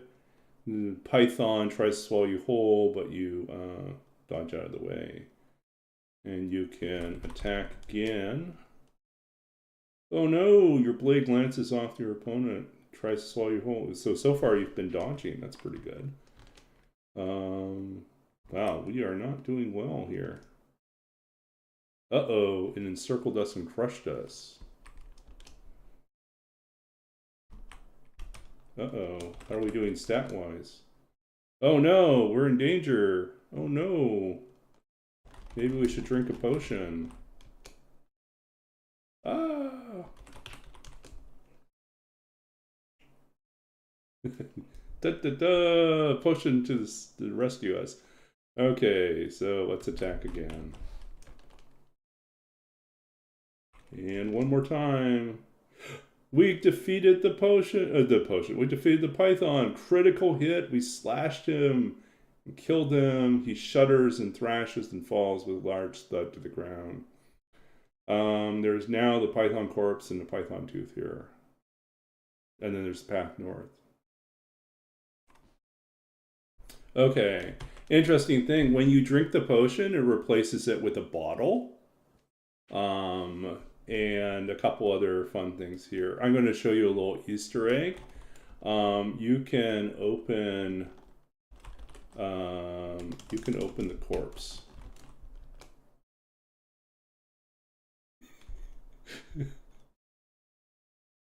It's gruesome work, but you can carve a hole into the side of the giant python. You open the corpse. Inside, you find a bug, a traceback error, and an exception. There's a lot of Python jokes in here. So dictionary and list are actual Python data structures, data types. Originally, I was going to throw a string in here as well, and bug, traceback error, and exception are things that you might find. You can look at the bug. A strange-looking insect that waves its tiny arms frantically as if trying to stop you. You can look at the traceback error. Let's see. Look at traceback. I think we're having problems with our... Yeah, I think our two-word things are not working right. I'll have to look into why that's the case. Look at exception. Okay. A weird piece of thorny metal that looks to have been fashioned by accident. Whatever it is, it looks angry. If we had more time, I was going to make the exception into a weapon that you could throw. So literally, that's what you do in Python, is like you try something, and then if there's an error, it catches it as an exception, right? So I thought it would be funny to have a weapon that was called exception that you could throw. But we didn't implement that. The list is secretly a container, though. So you can do things like, so you look at your inventory, you can say like, put bottle in list. And then it would show up as like, it's now, the list contains a bottle. Put dictionary in list. And then now the list contains both the bottle and the dictionary. Yeah. There's no zero in here. What else is there? Oh, something we didn't do, but you could have done, was you could use the sword. And then it actually has a power, and now your stats are even more ridiculous. It gave you a +2 on your attack modifier. The gemstone too is actually gives you a boost to your defense as well. So anyways, so yeah, we could take all these things and then we can go north and we escape. We're done. So congratulations, you have defeated the Temple of Pythagoras. You have killed the evil giant python. It's true, we should probably offer the option for someone to return the sword to the stone. Yay. Oh, wait. Anyways. So that's our little detour from our regular play. But so it's mostly done. I think we found one bug that I think my one of my teammates has indicated might still be present. So it looks like it's still there. I'm gonna have to do some.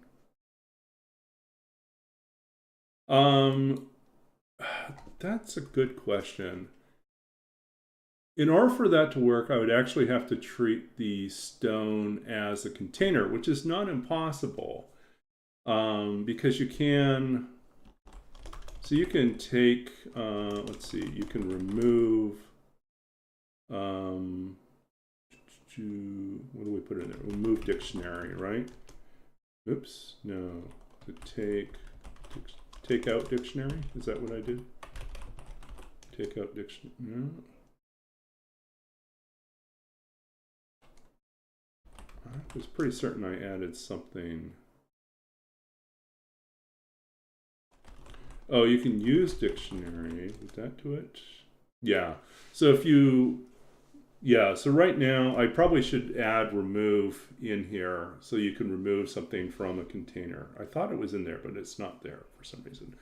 So you can pull the dictionary out of the list. You'd have to use the dictionary, but nothing happens. So we'll put things in.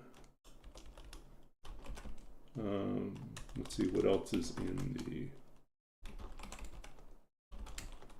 Did we do it as pull-out model? No. Take out didn't work. Yeah, I think it probably should be removed. So I think I may have to add that in, which is a headache, but not that big of a headache.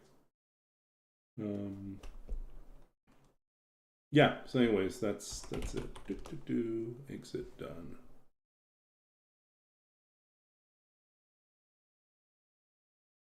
Okay, so that's a little fun detour. And then we are back. Thanks for putting up with my silliness.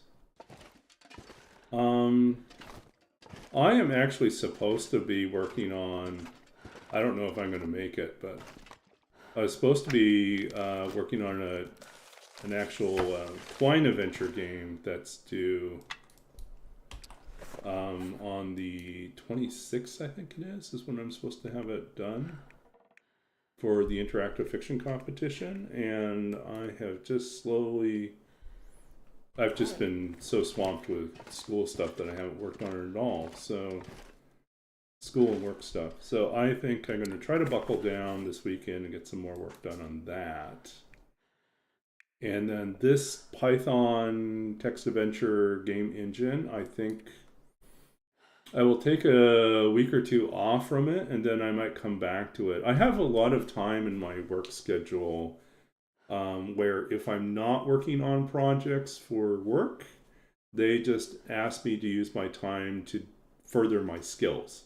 So if I want to learn something, if I want to practice something, I can create my own projects and work on them. Or I can follow tutorials, or I can take workshops. And that's all, I'm paid to do that. So it's really quite great as a graduate student to get paid to learn. And so part of that has been like this, I've been using part of my time to also really do like a deep think about like how to create a game engine like this. And so the first pass, like this process, I think has basically taught me a lot of things I don't want to do next time. I do want to build like a text adventure game engine. I just need to do it a little bit more intelligently. Like some things I think worked out really great, much better than expected, and some things are not working as intended or are needlessly complicated. And there's probably a better way I could write it. Yeah. Yeah. So anyways, oh, we're already at time anyways. So maybe, what are we going to do here? Was there anything we had to do? Eat some more food, I think.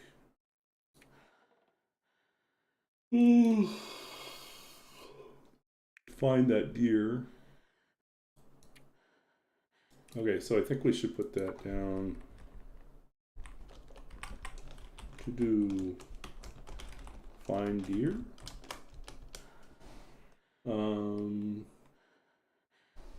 Okay. Settings.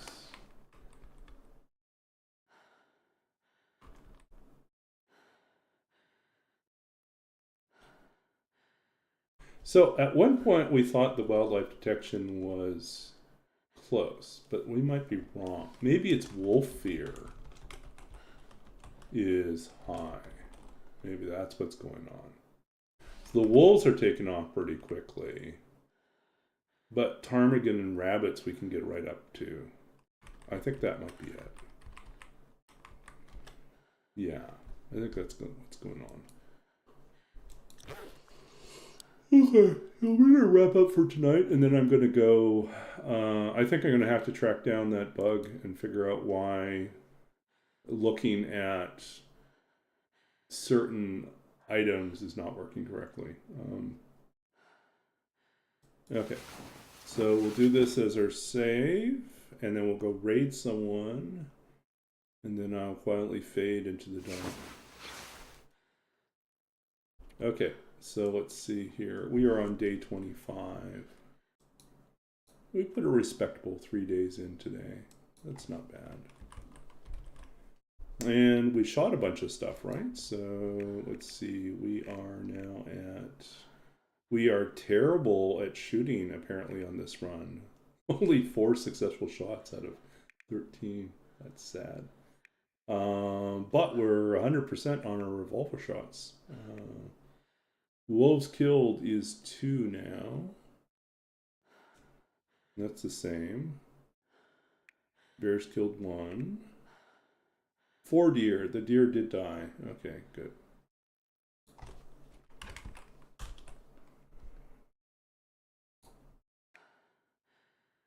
I wish they would track ptarmigan in here, but they don't.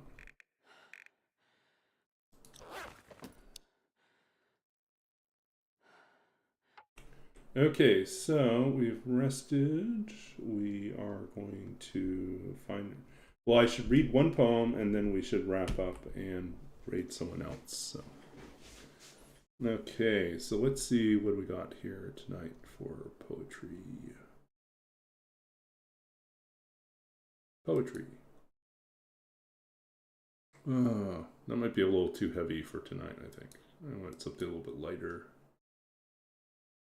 I don't know if that's that much lighter. A little bit lighter.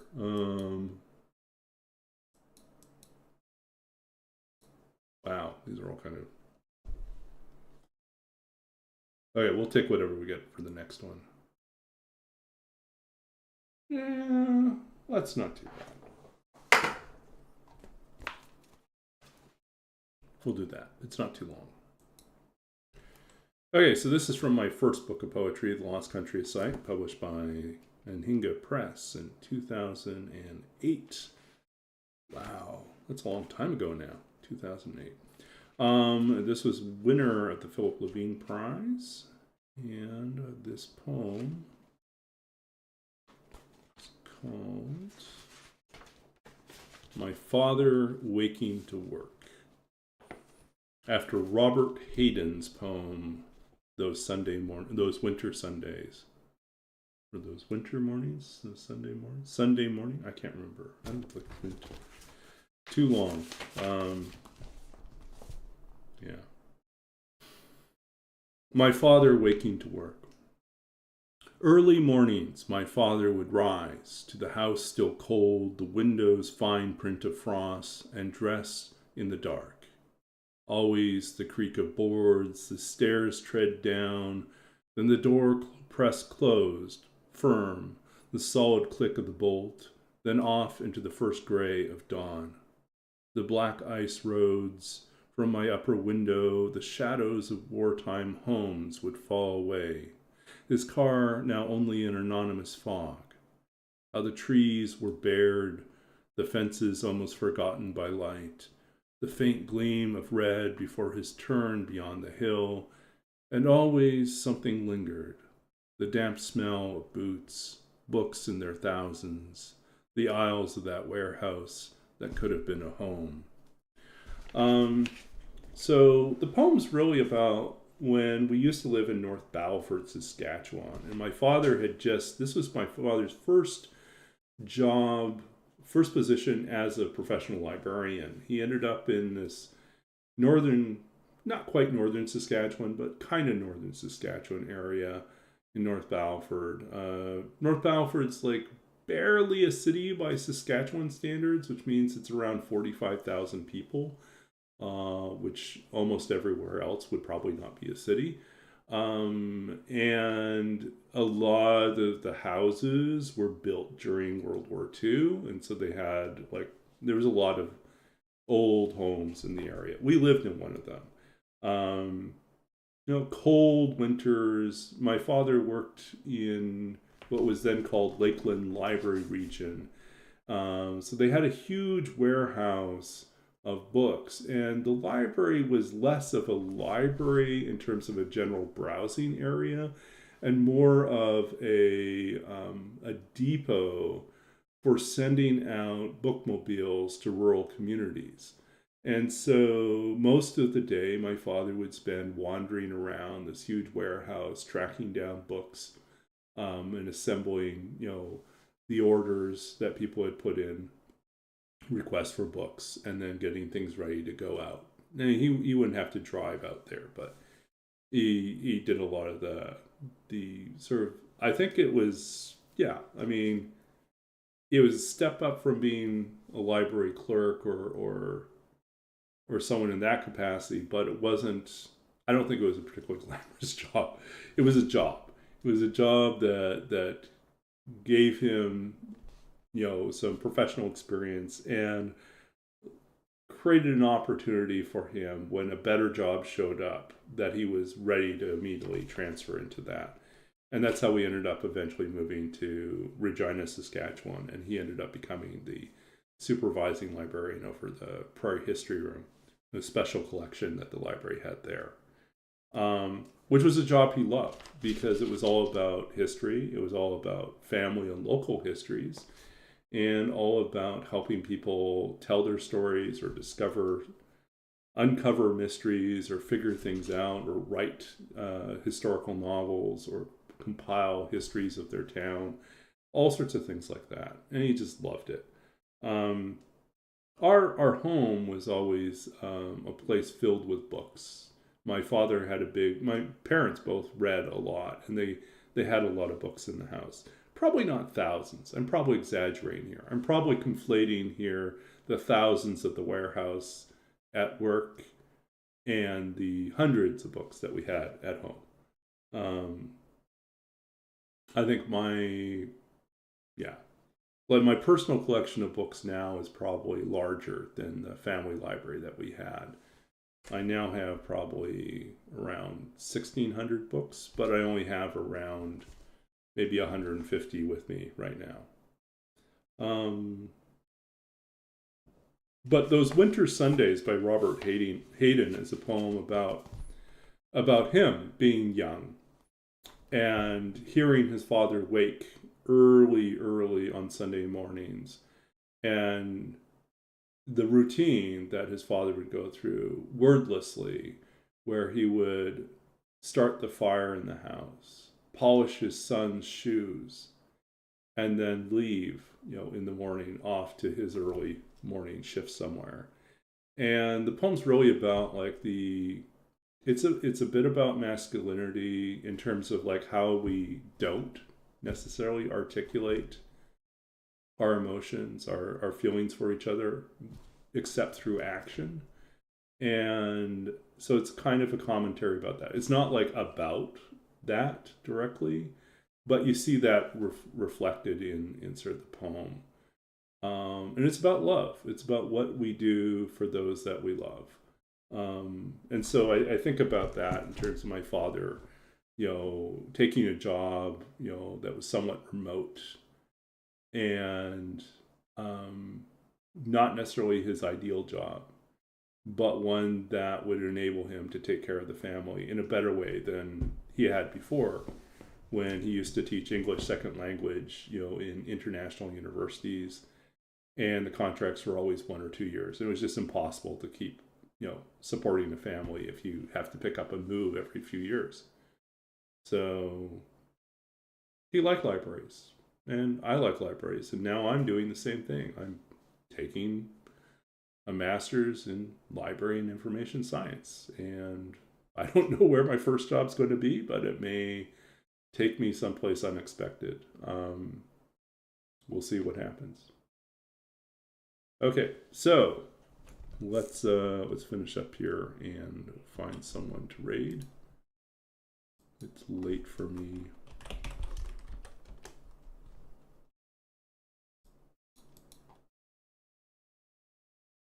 Okay, what do we got here? Deadpool, Trekkie. Wow, there's just so few people on tonight.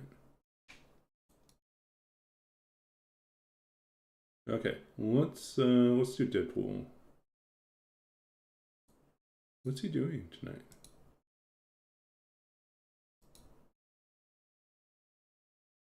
Oh, Deadpool's away from keyboard right now. Okay, that's no good.